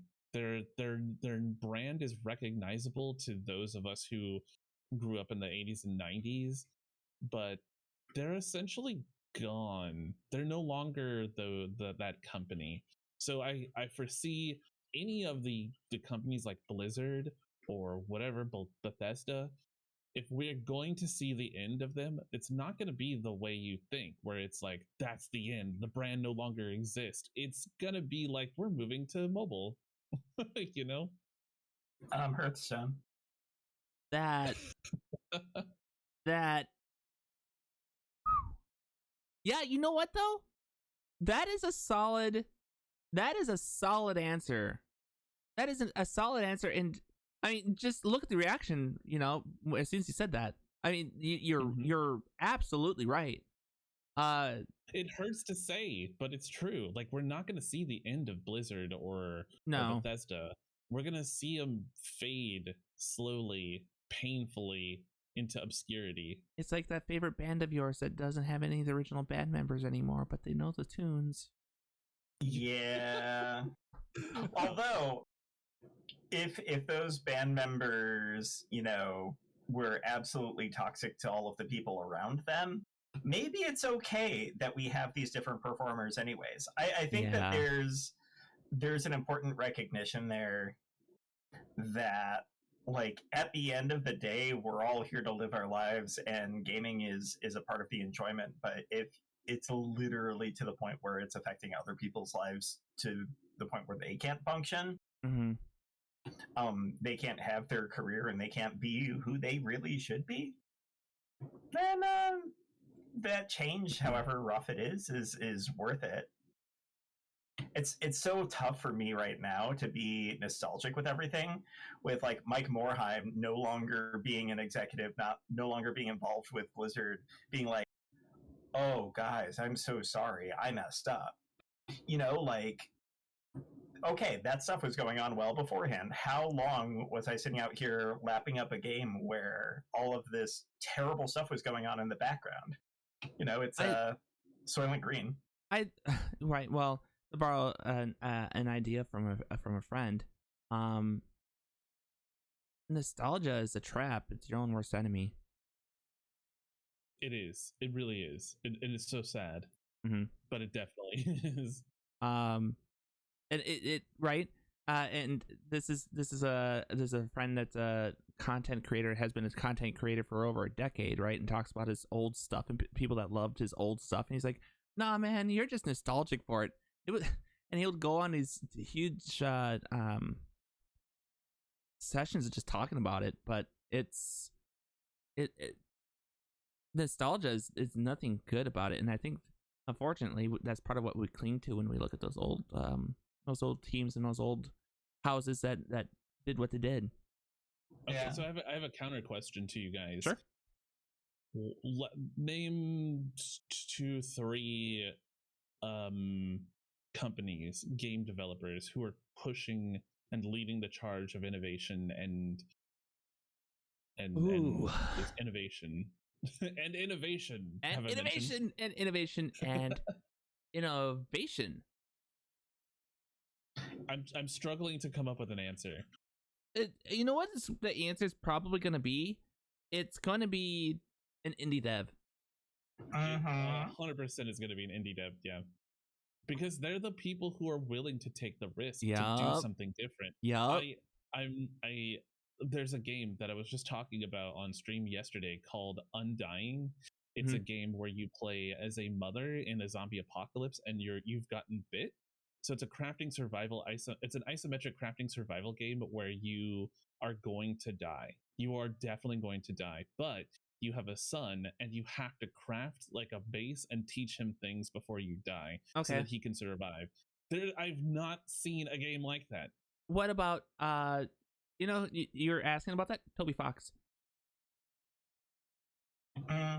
right? Undertale. And game changing, absolutely. Because here's the thing about that, right? Is it's a turn-based RPG that you're trying to complete. And what's the thing that you always know about RPGs is that, you get into a fight with monster, kill monster. Whereas with Undertale, one of the ways to play it to get the true ending is to not kill anything. Sure. So I mean that is innovating in its own way by doing something like that, taking that type of risk. I think it was a screenplay writer that I know that was talking about scripts in movies, and it's the same thing there, right? Like, when it comes to movies, when you see innovative, like cutting edge movies, where are you likely to see them? Places like the Sundance Film Festival, indie films. Where are you not going to see it? From the big publisher houses like Universal or what? They're not going to do that. If you want to try to get a bigger audience, it means you got to be more generic, so more people will be like, yes, this one, even though it's like the 50 other movies I've watched, you know. And games are no different. The new Battlefield just came out. Yeah. Battlefield 50 billion. Sorry, Dizza. Yeah. What Disney's doing right now with Marvel is actually pretty innovative, and I will give them a lot of credit for that, even though they are a giant studio. They are, but they're not even putting it on the film. They're not putting it on the big screen, though, right? That's kind of part of the innovation, I'll argue. Ooh. I mean, that's fair.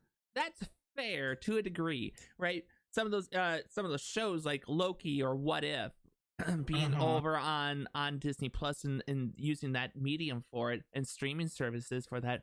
But what's the chance of them telling one of those like snap neck, like, oh, I did not see that twist coming in the story being one of their main attractions on the big silver screen? That's true. That's true. And fair. Right? Like, you have a certain formula, like, as a matter of film design that you are going to expect to see out of literally any Marvel movie. Yep. I will agree. Yep. And that's what I'm saying. And it's the same with video games too. Like, there's certain equations like, oh, you want to make this type of game. This is the equation. Go. Yep. Well, it's because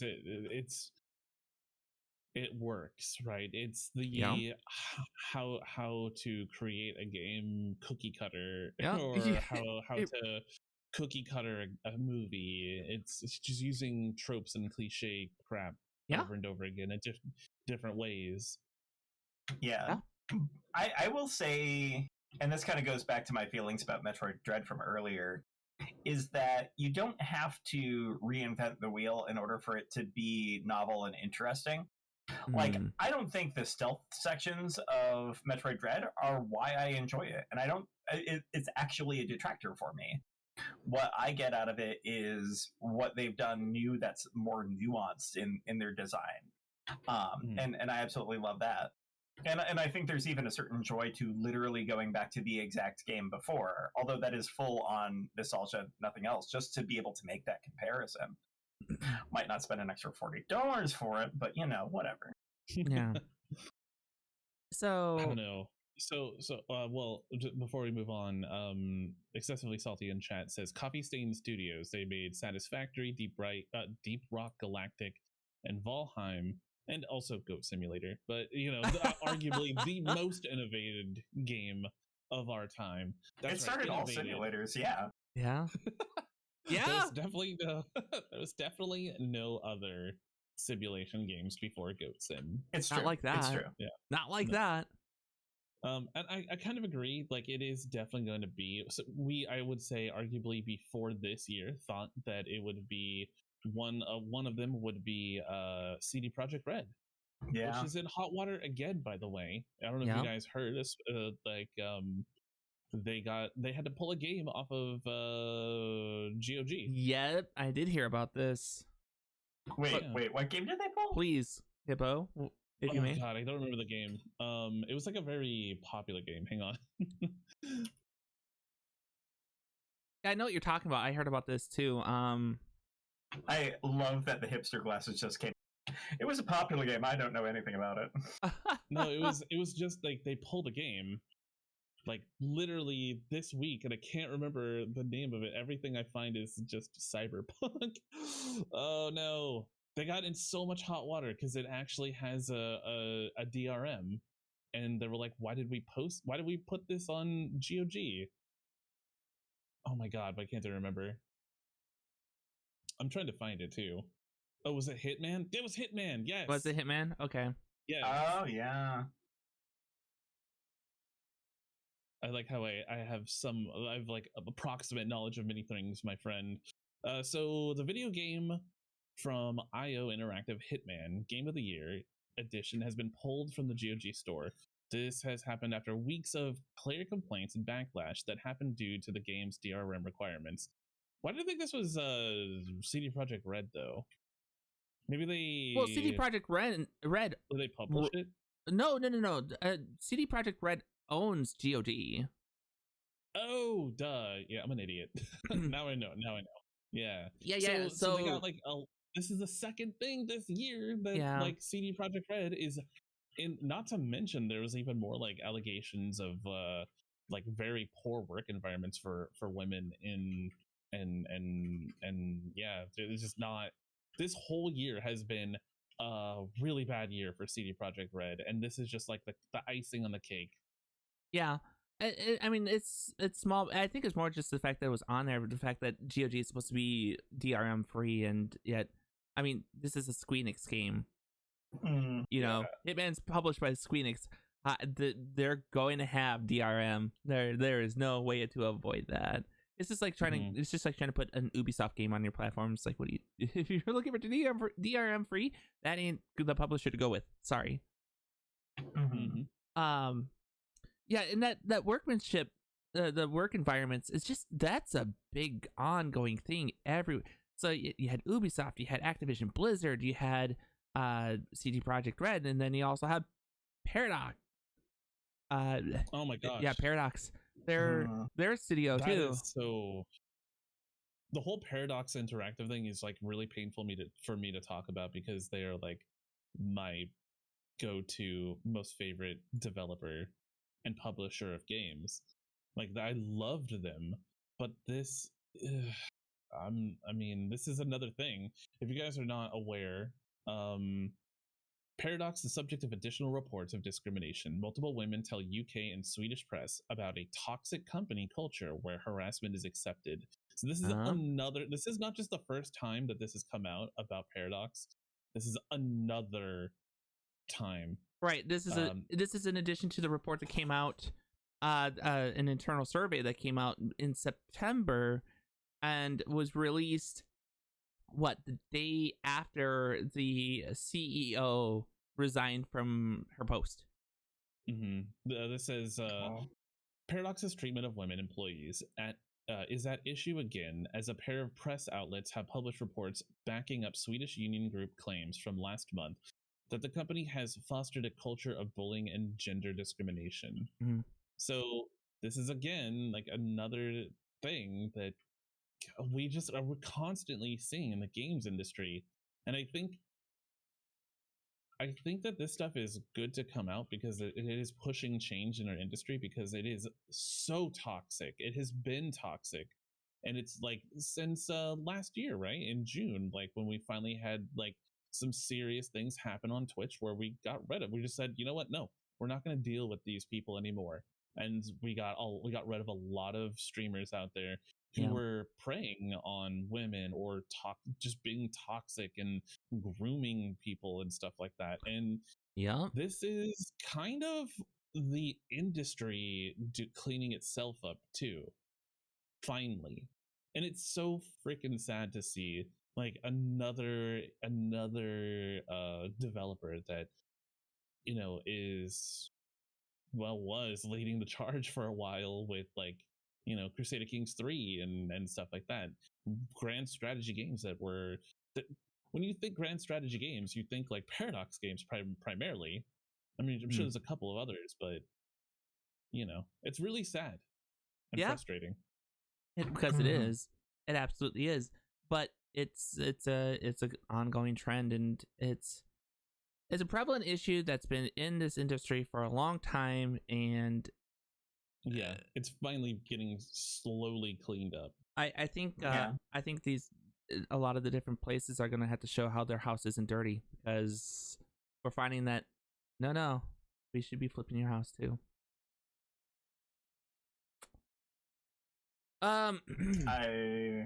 I appreciate that line.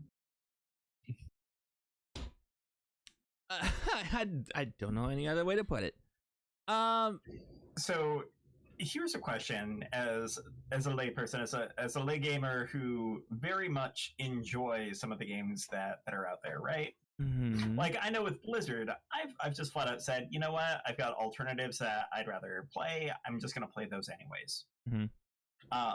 But unless there's a lot of big motion out there, I don't know the level of impact that has. Not to mention that, like, the message doesn't come across that, like, the people who are playing, the gamer base, is actively actually kind of bothered about this, or there's a segment of the population that is actively bothered by these things that are going on and refuses to support a business like that. For those people who are feeling that way, like, what do you do? Dude, I mean, the thing is, we like to say vote with your wallet, right? Don't buy games, don't support companies that you don't agree with. But at the end of the day, again, we're going to go back to investors. It's not like, yes, you as an individual don't matter so much, at least. You don't matter. Like, you know what I mean?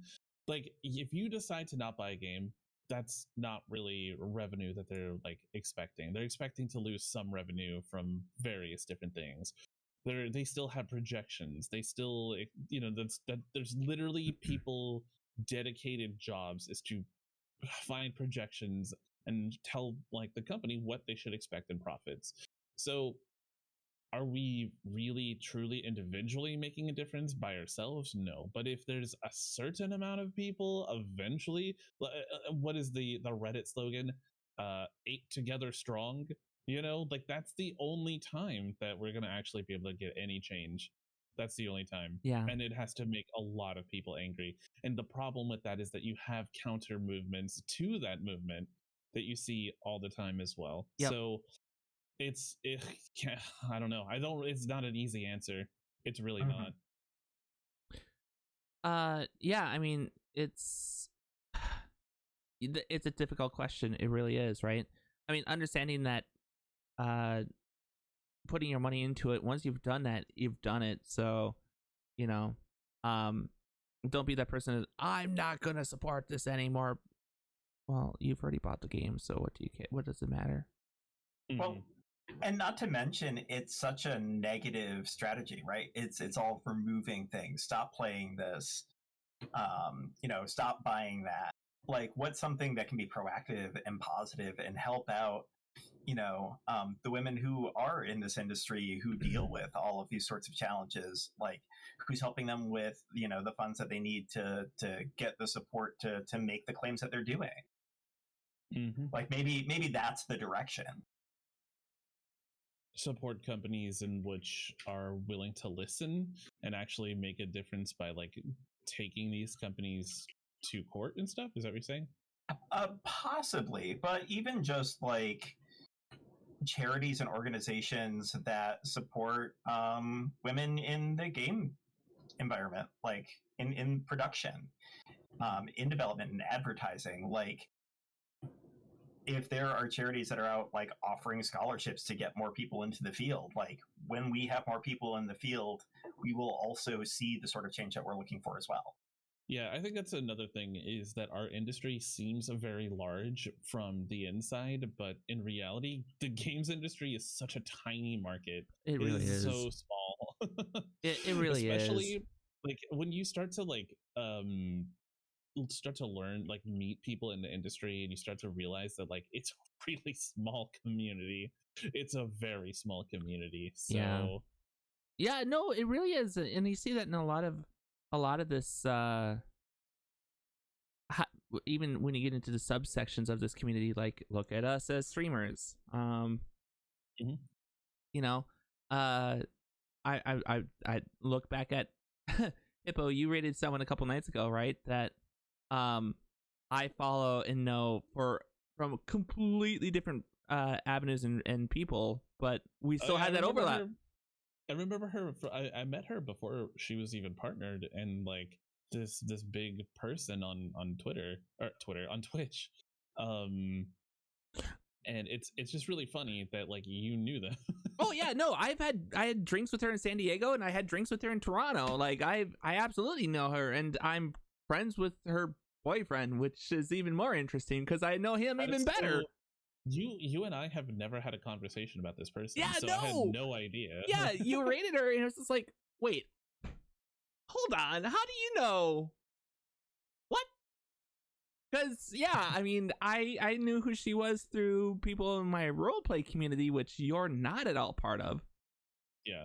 But even there was overlap because, I mean, look who started that one, and there was overlap there too. And but everyone's just like, who is this person? there's a little bit of that. But that overlap's there. It's crazy. And I guess to the point is, you start saying some of these names and whatnot, and you're like, oh, this person who knows this person who knows this person who knows this person. It's small. Yeah. You know, Crafty, with who she's met and acquainted herself with, has made some connections where it's like, oh, based on what you just told me, I can't actually even talk about that on my podcast type of, and it's crazy, right? Like that just shows how small it is. Yeah. Well, and when I think about like discrimination in the workplace, that close-knit community also means that there's very little anonymity, which is one thing that helps out in the workplace as well. Like to be able to air out these things, to have a sense of anonymity is very important to get the message across.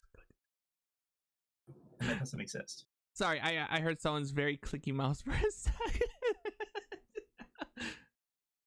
Oh, it might have been Pims's mouse. It was. They heard your mouse clicking. What are you playing? New World? You're working in New World. In New World. I mean, it's kind of a job. That makes sense. That makes sense. Hey, speaking of Crafty, there she goes. Yeah, there she is. And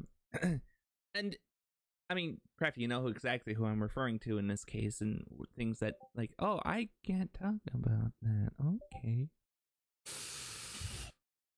Yeah, no. But it just shows how small the world. Or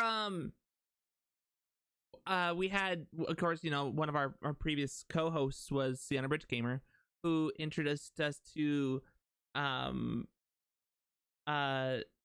Fox, who did Skateburb, which, by the way, Skateburb's out now.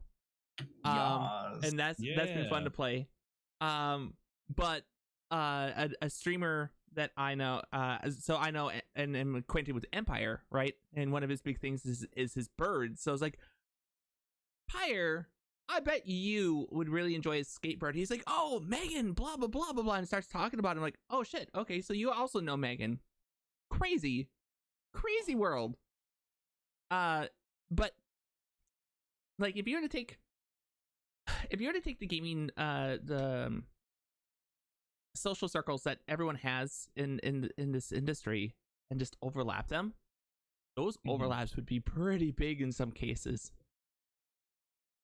It's everybody knows everybody, or they are at least one person away from knowing everybody. You know, it's like that's how, like, at least at the level of, like, I want to say 60 to 80 viewers to like even up to maybe even 1,000, everyone kind of knows that there's like, they're aware in some way that there's another person or that is a streamer, you know. Like, they may not know them very well, or maybe they saw their name like once or twice. They just like scrolled past them in the Twitch recommendation or list or something like that. But we all kind of know about each other. Yeah. Yeah. Some of those names and connections, and especially when you start jumping into other groups, and it's like, once you start doing that, if you jump into a new group, sometimes that just makes that overlap just completely collapse in on itself even further, and it's really crazy how that works. Speaking of streamers and that type of overlap and growth and whatnot, did we want to touch base on that whole thing that Twitch is looking to experiment with a little bit? Oh yeah. So, okay. The concept here, you guys, is how Twitch works is it's a kingmaker type platform, being every game that you play, it is if you go into the browser and you go into that category, the top streamer always has the most viewers, right? Because like that's the number one. It's just how it works, right? Like it cycles down from left to right to like the least amount of viewers in rows of 5. Yep. And so the first like 1, 2, maybe even 3 people get probably the most views in any, or most viewers in any category. So Yep. how this works is Twitch decided that they were going to test out on very few select streamers. They were going to be able to allow your community to boost you and put you on the front page. So this is effectively what's the word, view botting without actually view botting. So Twitch is a giant website that has millions of people on it every single day. And when you're on the front page, the first person in the carousel, being the thing that has many different streamers on it, if you're the number 1 streamer, you get thousands of viewers instantly. It's not the front carousel. It shows up more in that recommended. Not. Yeah. So you get boosted, and you are, I believe you're on the front page of like Twitch, but you're not the carousel. Yeah, it's not the top carousel. So underneath the top carousel, there's recommended channels for you based on your followers and who you follow and whatnot. And you would show up higher on that list of, you should watch this person because of the channels that you watch. And I think one of the requirements was there was channels that was under 250 followers, right? That was one of their requirements to be eligible for this test, as it were. Okay. So I didn't hear about that, but you basically your community can pay money, their hard-earned money, to potentially get you more viewers to click into your channel. Potentially. This is not even like a guaranteed thing. But they're essentially making Twitch a pay-to-win view botting platform for right now. This is just a test. And if you don't know what a view bot is, it's essentially somebody pays like a company to like throw a bunch of accounts into your channel to inflate your viewership number to get into the top category, or to the top spot of the kingmaker of the category of whatever you're under, right? So essentially you are the first person that anyone in that browser is looking for, is probably going to click on, the most likely, at least. So my big thought on that is basically that just no, seriously. I've already told my community, if it ever comes up, don't ever do that to my channel. Just don't do it. I mean, that definitely stands with kind of what we were talking about earlier, right? Where if you want views, you want real views. You don't want people to kind of focus in and come to your channel and be there for a month, even though they're 90% of the time not going to be there. This feels so much to me like, hey, we don't promote and aren't particularly interested in you doing this sort of thing unless you pay us to. So that's the thing, is Twitch is so good about monetizing like every feature they possibly can. Yeah. The big thing about it is the fact that there's no profit sharing with the streamer that you're doing that for, though, right? It all goes to Twitch. Every penny of it goes to Twitch. So there was actually a test. I want to say about 4 months ago. That was the same thing, only you use channel points. So channel points, if you're unaware, on Twitch, is like a Twitch currency in which you can spend on whatever the streamer sets up in their channel, via be it stretching or a lot of people like to fix my posture. Yes, yeah. Correct your posture to, speaking in uwus. Totally not this thing that I did. Anyway, so they were able to like boost their channel after collecting a certain amount of channel points. And I don't think anyone really had a problem with that, except for the exact same arguments that I'm seeing now of like, the bigger channels are going to get there and the smaller channels are going to suffer. It's the exact same thing. It's partly that but now it's money. It's money. It's monetary. Well, and I think that's part of the reason, like, it has, like, there's a cap on viewer or the follows that it would be eligible for one.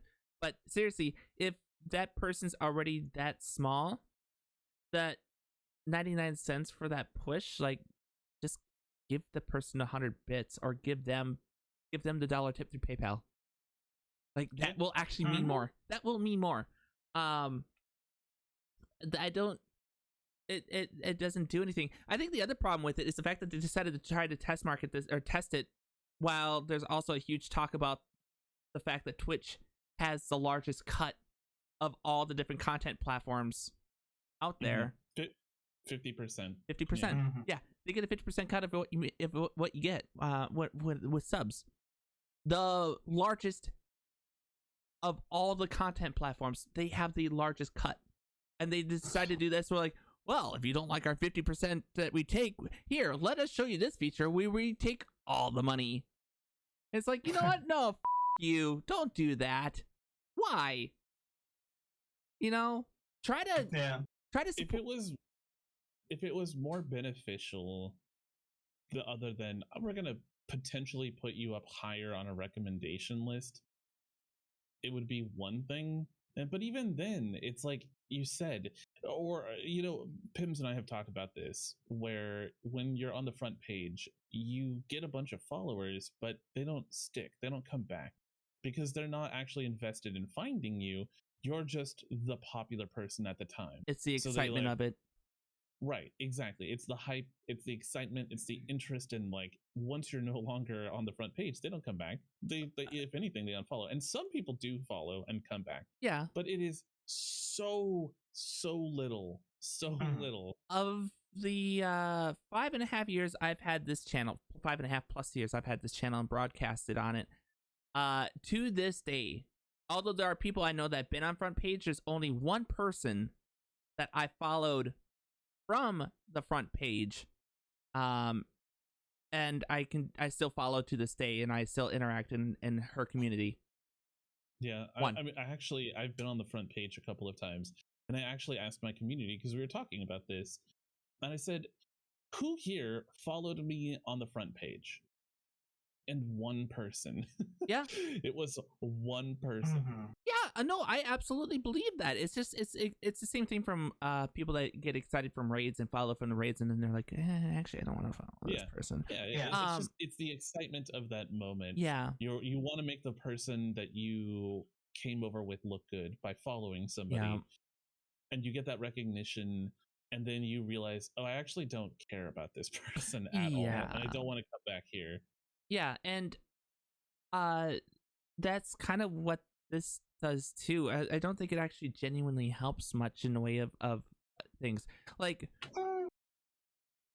I'm gonna disagree a little bit there. I think that you're going to see more people come into your channel because you're there than if you didn't. And if you're looking at it as a matter of just a pure, hey, you have a plus number, your plus number of people who could be checking this out, the possibility of one of those people being someone who stays more long run, is there.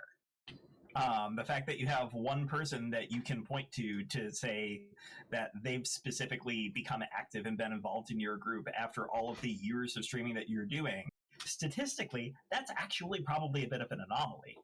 What I worry about is people mongering it to that the people who are already popular, the people who are already doing extremely well for themselves, are only going to do better. And it's going to cut people out of the way. Yeah, they were like, oh, this is how the rich get richer. This is how the bigger streamers get bigger. Yeah. I agree. I would say that the one person is probably an anomaly. I think that overall, I don't really like the idea, but I think that it could be better flushed out. I think that Twitch, if they really wanted to, could put their mind to it and make it way better if they really wanted to, instead of this very easy kind of like ham-fisted view botting. Yeah. Like, it would be one thing, like, if I don't know, I have no answers, but I think that Twitch could do a lot better job if they wanted to, instead of this very like learn the TikTok algorithm kind of stuff. Is what you need to do. Just learn the TikTok algorithm. Right. So that's the thing, is they're monetizing instead of making their discoverability algorithm better. They're just like, let's just monetize it instead. Yeah. Which is like kind of frustrating, because it's like there's so many freaking fantastic broadcasters who are dedicated to this platform, dedicated to Twitch, and they just don't have the like discoverability. Like, so much stuff on Twitch is just kind of lost. That isn't, if it's not a video game, you're not gonna have any growth. If it's not a game that's been released recently or whatever, you're probably not gonna get any new people in, Right. Or if you have a niche that does work, this is a conversation that Crafty and I have all the time, and I'm horrible about it, but cross-pollination and evergreen content. But this has nothing to do with that. It's such a big distraction, and I think if anything, it pulls away from the things that reinforce good quality content. Yes. Again, this is something that I think Twitch can actually make work, and actually pretty good, but they really need to like take it back and rethink it.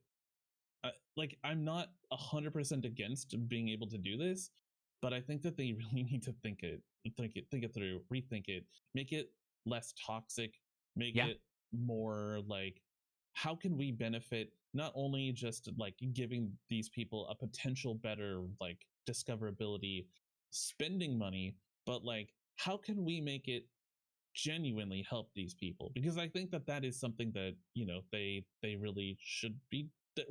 We're content creators on their platform. We're dedicated to making the money.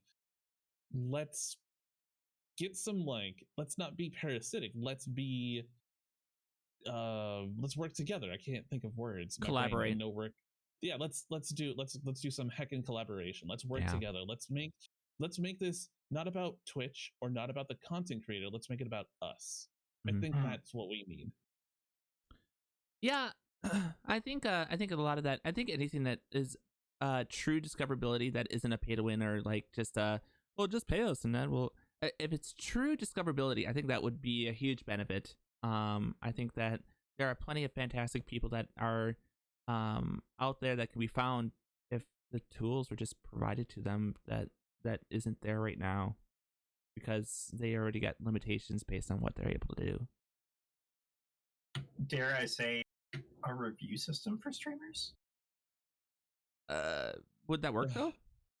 I mean, I'm thinking way outside the box, but there has to be a better way for people to connect than give me money. Totally. That's the thing, right? Like, I really do believe Twitch has so much potential. They have so much going for them. They are the standard for broadcasting, right? Yeah. So instead of riding the wave that was created 2, 3, 4 years ago, like, actually work on like being innovative and actually work on doing something. It's very frustrating, because I've been on this platform for 4.5 years, and it's slowly just become more and more like, let's just make money. And while it's really important, in my opinion, that Twitch makes money, it's also important that they not just say, heck you content creators, we're going to take all of your money, which they take half of it. So and with that said, I mean, one of the big things that I would probably argue too is like, they can keep riding that wave, but there's a much bigger wave that all it's going to do is just kind of go and just kind of crash into, and that bigger wave will just continue to ride on, and that's YouTube.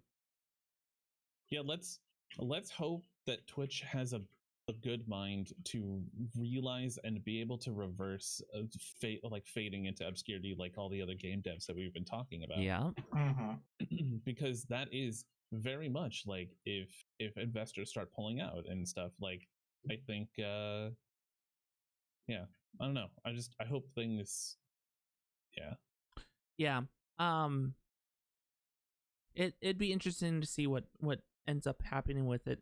I think that said, there's been the question of I've had a few people. It's like, oh well, based on this last thing, are you gonna be? Is this a thing that is gonna make you pull out? I'm like, probably not. I mean, I'm here. Something catastrophic has to happen to the site where I'm fully leaving, but the rabidness of my brand loyalty it's not there anymore. I'm here. I'll do what I do here, but I'm more. While I enjoy the stuff that is on Twitch, I'm just more here for the people that I get to interact with now. Well, I think that as a content creator, you cannot lock yourself into one platform if you can help it, because unfortunately, companies make decisions that you may not you may disagree with. You may not want to go in the direction that they're going, and then you're kind of stuck on the ride because you got nowhere else to go. Yeah. I think one of the things that comes in a situation like this is like when you're dependent on that relationship, it's so important to be able to change what is existing on there as opposed to say, oh, hey, I'm going somewhere else. And that's where the commitment of stuff like partnership, I think, comes in. Is it does create kind of this commitment and this group of people who are like, hey, I'm all in with you guys. Like I've said, I'm not doing anything else. But on the other side of things, I need to make sure that you're with me all the way. Mm-hmm. Ooh. Yeah. I guess we will see what they continue to do to rectify this particular one and some of the other stuff that Twitch is in the headlines for, because Lord knows they're not getting a lot of good publicity right now, and I'd prefer if they did something that did get them some good publicity. So, I think we all would. I think that's the problem. Oh my gosh, yes. We all want Twitch to do well, because we're here. We've been here. We've created communities. We've done good things with Twitch, and I think that we want to see Twitch do good, and we want to see Twitch in the news for good things, not bad things, because not only does it hurt Twitch, but it also hurts our brand. No, you're absolutely right. And some of the work that we do, as Twitch continues to do some of the stuff, it continues to get bad publicity. The fact that my charity team is working on breast cancer awareness and research fundraising this month, if that work is tied into a lot of bad publicity that goes along with Twitch, then what does that say about the work that our team's doing? Mm-hmm.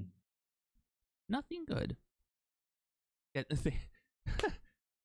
Thank you. So, on a lighter note,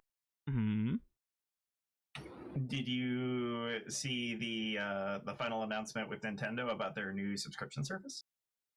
Why don't you tell us a bit about it? Yeah, do tell, because I literally don't know what you're talking about. Okay, so for the longest time, Nintendo has offered a subscription for online play, just like PlayStation has, just as Xbox has. Yeah. And they've had the most ridiculously low price in the history of the universe on it. It was awesome. It didn't really do a ton of stuff. I think it was $14.99 for an entire year or something like that. Correct, and I think it's 20 some odd if you do a family pass, so you can have multiple accounts on it. So you can have up to 5 accounts on it, I believe, which split between 5 people is fantastic, by the way. So, and it really, really is. In the last Nintendo open conversation, I forget what they call their public announcements. They said, "Hey, we are creating what's going to be our expansion pack," which great job referencing an N64 piece of equipment. Will include extra features, including N64 games, as well as I think Sega Saturn games. Okay. And I mean, they already had a smash hit with SNES and NES games being available. The library is decent, but for something that I was already planning on spending money for, hey, that's a really cool added value moment. And you didn't increase the price. Fantastic. Well, this time they increased the price. Mm-hmm. And let me grab that number here,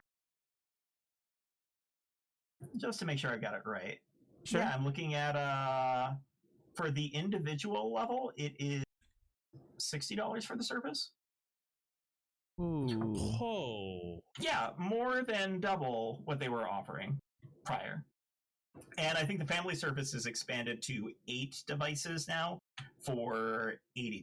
So they're really like banking on those people who are, you know, doing the family service already to be like, oh, that's only a couple of dollars more for each of us, guys. But it's so, I find myself in 2 different levels on it. It could be a really good thing or a really bad thing. What do you all think, just hearing the numbers off the top? So here's the thing. Okay, I think that while they've added an additional value in additional libraries, they probably should have led with the numbers first, as far as we're going to increase the cost, but here's all the other stuff that we're going to include with it now. Yeah, I have to correct myself. It's $50, not $60 for the 12 months. That's still like a huge markup. Yeah, that's still over double. Yep. That's what 150% markup on their original price. Yeah, and that's a subscription every year. Yeah. I mean, it is on par with like the PlayStation subscription, though. Yes. I don't know if that's as attractive for me to get the Nintendo service for the expansion pack, or if it's detracting me from PlayStation Plus. I can tell you that it's making me kind of not want anything to do with it. Like, I already pay as a content creator. I kind of have to pay PlayStations. I mean, I don't have to. I could just never play PlayStation games, but I don't know. That is such a huge markup. And it's, here's the thing. It's not like they don't have the money to do this, right? They don't. It's not like they don't have the money to like keep it at a base of like $20 or whatever, right? They're They still will certainly offering it. do. These people, this corporation is so rich that they don't even work with content creators to market games, because they know that their brand is so powerful that they will just sell games and people will play it regardless. Yep. So I think if you're not going to work with content creators, I think you probably shouldn't be greedy, but you know, that's how you get rich. Greed. So I think Nintendo's got enough clout where they could probably get away with it a lot easier, though. Oh, I mean, what are you gonna do? Stop them? That's not happening. Right. That is definitely not happening. I think I'm more referring to the fact that it's the Nintendo fan base is already such a loyal fan base. They're like, oh, well, I mean, that comes with the time, so here we go, and that's what they're gonna do. Oh, I mean, I'm sure there's gonna be tons of people. I think that's probably why I saw them. Nintendo was like trending on Twitter as people just so angry, but their anger is not gonna change anything. No. Yeah. I mean, I if I could resubscribe right now for the standard online access, I would do so literally just to be like, okay, let me make this clear. This is where I want to be. Mm-hmm. And I'm gonna make sure that I. Yeah, I'm probably gonna be doing that after. I'm doing that after the show too, to be honest. So. and let's give Nintendo some credit here. Like, they haven't said, "Hey, we're changing our service. You have to pay $50 now." They're saying you have the option. Like, they're giving the ability to do either way. So if you decide that you don't like it, it's not like you're suddenly locked out of online play. Which, I mean, PlayStation doesn't offer us a lower content cost that says, oh, hey, you're not going to get the free games that we offer with PlayStation Plus, but here, you can have your online play. Like, so what you're saying is that there's actually tiers as far as what's offered in the different tiers. Yeah. Okay. At the end of the day, I think Nintendo is giving a better offering than they ever have, because at the worst, you can say it's literally the same because I'm picking this one. I think there's maybe a little that might change it a little bit, just because of what's being mentioned there. The fact that you have an option to it, I think, helps a little bit, makes that a little more palatable, I think, and you're not being strong-armed into that option. I mean, it's a step towards strong arming. I guess that's the argument that you could take, but before they actually get to that point, I'm just so disappointed for all of those people who got the Super Mario 3D All-Stars games thinking, oh, hey, I'm never going to get Mario 64 on my Switch unless I get this. And now they offer an option for it. Like, it would have been nice to have that information beforehand. Showed you. Yeah, and I suppose it was kind of inevitable because we've had the mini console options for all of these different consoles.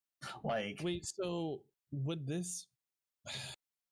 So, does this make the Steam Deck a little bit more interesting to you? Because I don't think Steam I don't think the Steam Deck has an online plan. You could just get the Steam Deck and then play Steam games on it.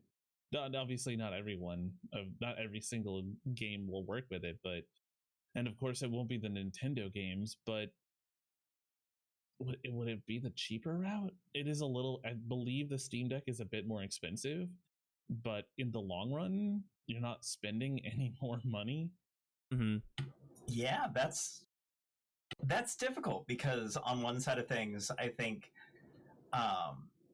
like spending $20 a year using the standard Switch Online stuff. Okay, cool. That's not too bad. I can deal with that. Maybe I would prefer the Steam Deck as an alternative for PlayStation, but wait, that's a different type of console after all. I'm still not completely sold on Steam Deck. I'm not either, man. No. There's no reason for me to get one, but maybe in the future, if Nintendo continues down this path, and I don't know, do I really value playing Animal Crossing that much? Oh, I should note that Mario with the Kart expansion pack, they are giving you a DLC for Animal Crossing for free, and the DLC. Is that why it's trending right now? Animal Crossing. It wouldn't surprise me if that was part of it too. But they are offering that DLC separately for $25. Okay, I don't know. Okay. Here's a question. When was the last time you picked up Animal Crossing on your Switch? When was the last time? Better question. When was the last time you just picked up your Switch and actually played something? I literally just played Metroid Dread. Okay, true. All right, but before that, maybe that's a bad idea. Before that, The World Ends With You. I actually have like genuine interest in Nintendo now, and I didn't think that I would say that. Mario Golf, Mario Golf. I actually kind of wanted to play it just because I like stupid golf games because I'm dumb. Yeah.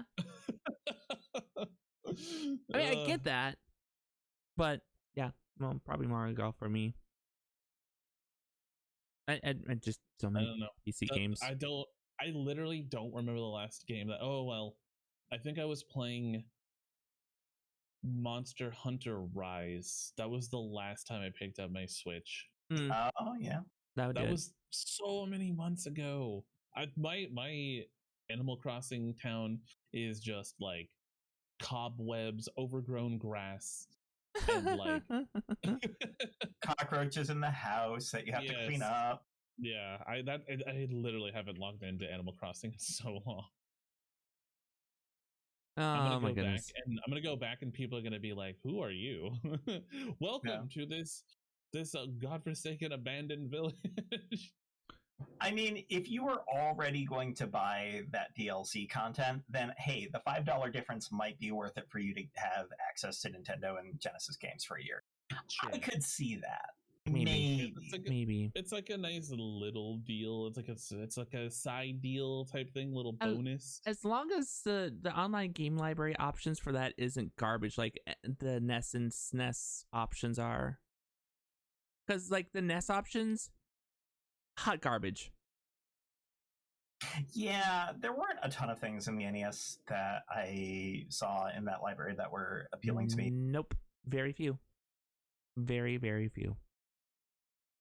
The SNES list was all right, and different enough from the SNES Mini that I was interested in it. Whew. Wow, that hit me hard. Wow. You all right there? I don't know why I just got...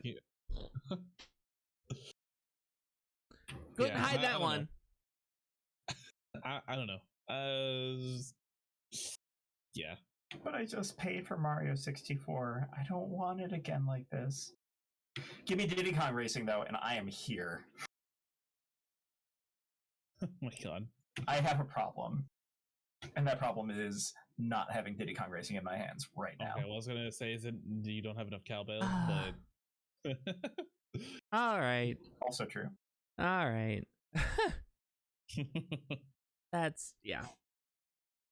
I think, yeah, I don't know. It's an interesting take on how to provide the service, and I don't know. I think it'd be interesting to see what numbers they show for the results on how that turned out, maybe. Yeah.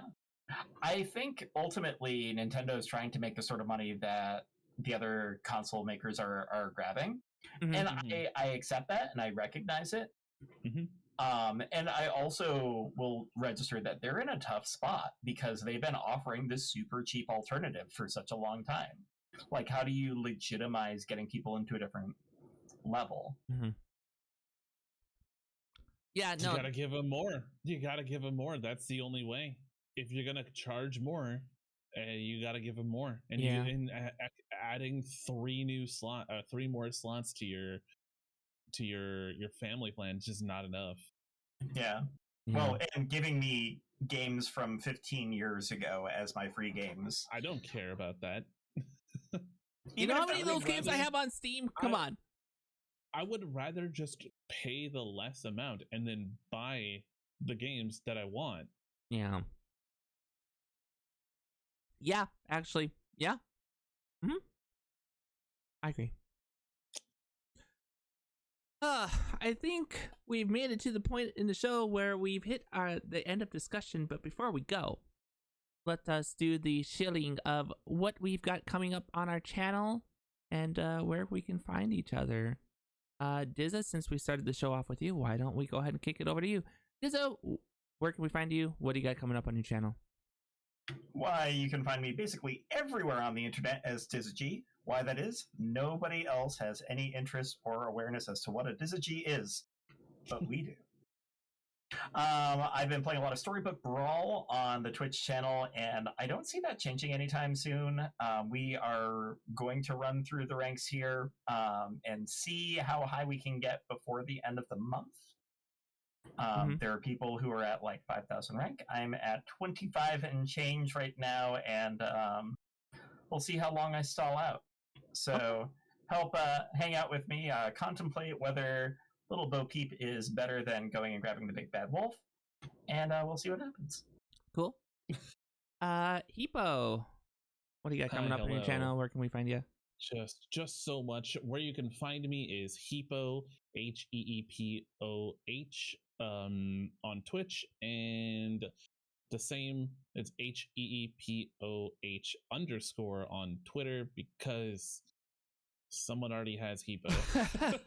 That's the only reason why. I would love to make it shorter, but I'm sorry, too many people have camped my name. Clearly.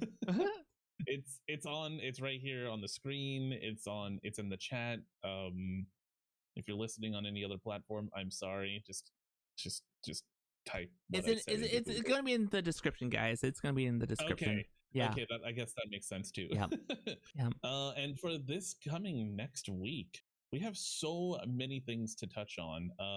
We'll probably be touching on House Flipper DLC some more. There is Flight Sim. There's the Flight Sim update 6 that's coming out. Undying is coming out, which I'll be doing the 18th and 19th. There's YouTuber Life 2 that I would like to touch on, and as well as another game called Farming Life. Okay. And just, yeah, I guess there will be, since I'm a Dovetail ambassador, Bassmaster Fishing 2022 comes out on the 28th, which is not next week, but the week after. So, and also Darkest Dungeon 2. I'm sorry, I actually have a calendar set up because I've been so disorganized that I was like, all right, I'm gonna actually be organized, and it's a public calendar that anybody can go check out. It's in my Discord or on my channel. Okay. It's my games radar. So yeah, you'll find plenty of content coming up. So much stuff. Yeah, we're a partner now, so we can just kind of play whatever if we really wanted to. Okay. Do. As for What you doing? As for me, yeah, you can find me on all the socials. MissMicheleJean, 1L Michelle. I will have. I guess we got some battle royale coming up on Sunday morning with myself, Boondaba, and MissMicheleJean. We've been doing a lot of PUBG, but we might switch it up for one of the other battle royales. We've done that from time to time. Tuesday, I kind of want to get that last map done in Power Wash, but I also really want to check out the House Flipper DLC as well. So yes, there's a there's a high likelihood to switch up. I totally forgot. Tuesday may be a lounge Phasmophobia night. Oh, there you go. There you go. If the things go well. Anyway, I'm sorry. Please continue. Yeah, no. So Tuesday will probably be Power Wash, and then following up with House Flipper and checking out the luxury DLC. Friday, I kind of want to do a photo editing stream on Friday. I hope to do a photo editing stream. There's a lot of fall colors in Minnesota right now, and it'd be nice to capture those. And if you haven't seen my photo editing streams, we chill, we listen to music, we look at photos, we edit photos, and we talk about the what's being composed in the shots, how to edit them, how to make them look interesting, which ones are more interesting to look at, etc. So that's coming up on Friday, hopefully, depending how tomorrow goes. Tomorrow's supposed to be the day I get all the stock photos. So we got that, and of course the podcast will be available on Anchor and your favorite podcasting platform. Can I just ask a question? Yeah. What the hell is a sock foot? I don't know. Huh? I heard you say sock foot for a minute, and I was like, I'm sorry, what? Stock footage. Stock footage. Oh, stock. I would say stock photos. Because... Stock photos. Oh my God. No, stock so photos. Because okay. what you're getting when you get pictures of scenery, those tend to be what are called stock photos. More often than not. No, for sure. But you cut out for whatever reason. Like, I don't know if it cut out for you guys, but I was like, yeah, no, stock photos. Stock photos. Oh my God. Yeah. God. All right, for DizzahGee and Heepoh, my name is MissMicheleJean, and this has been the Newbcast podcast. Thank you so very much for watching. Have yourself a wonderful night. See ya. See you later. Bye.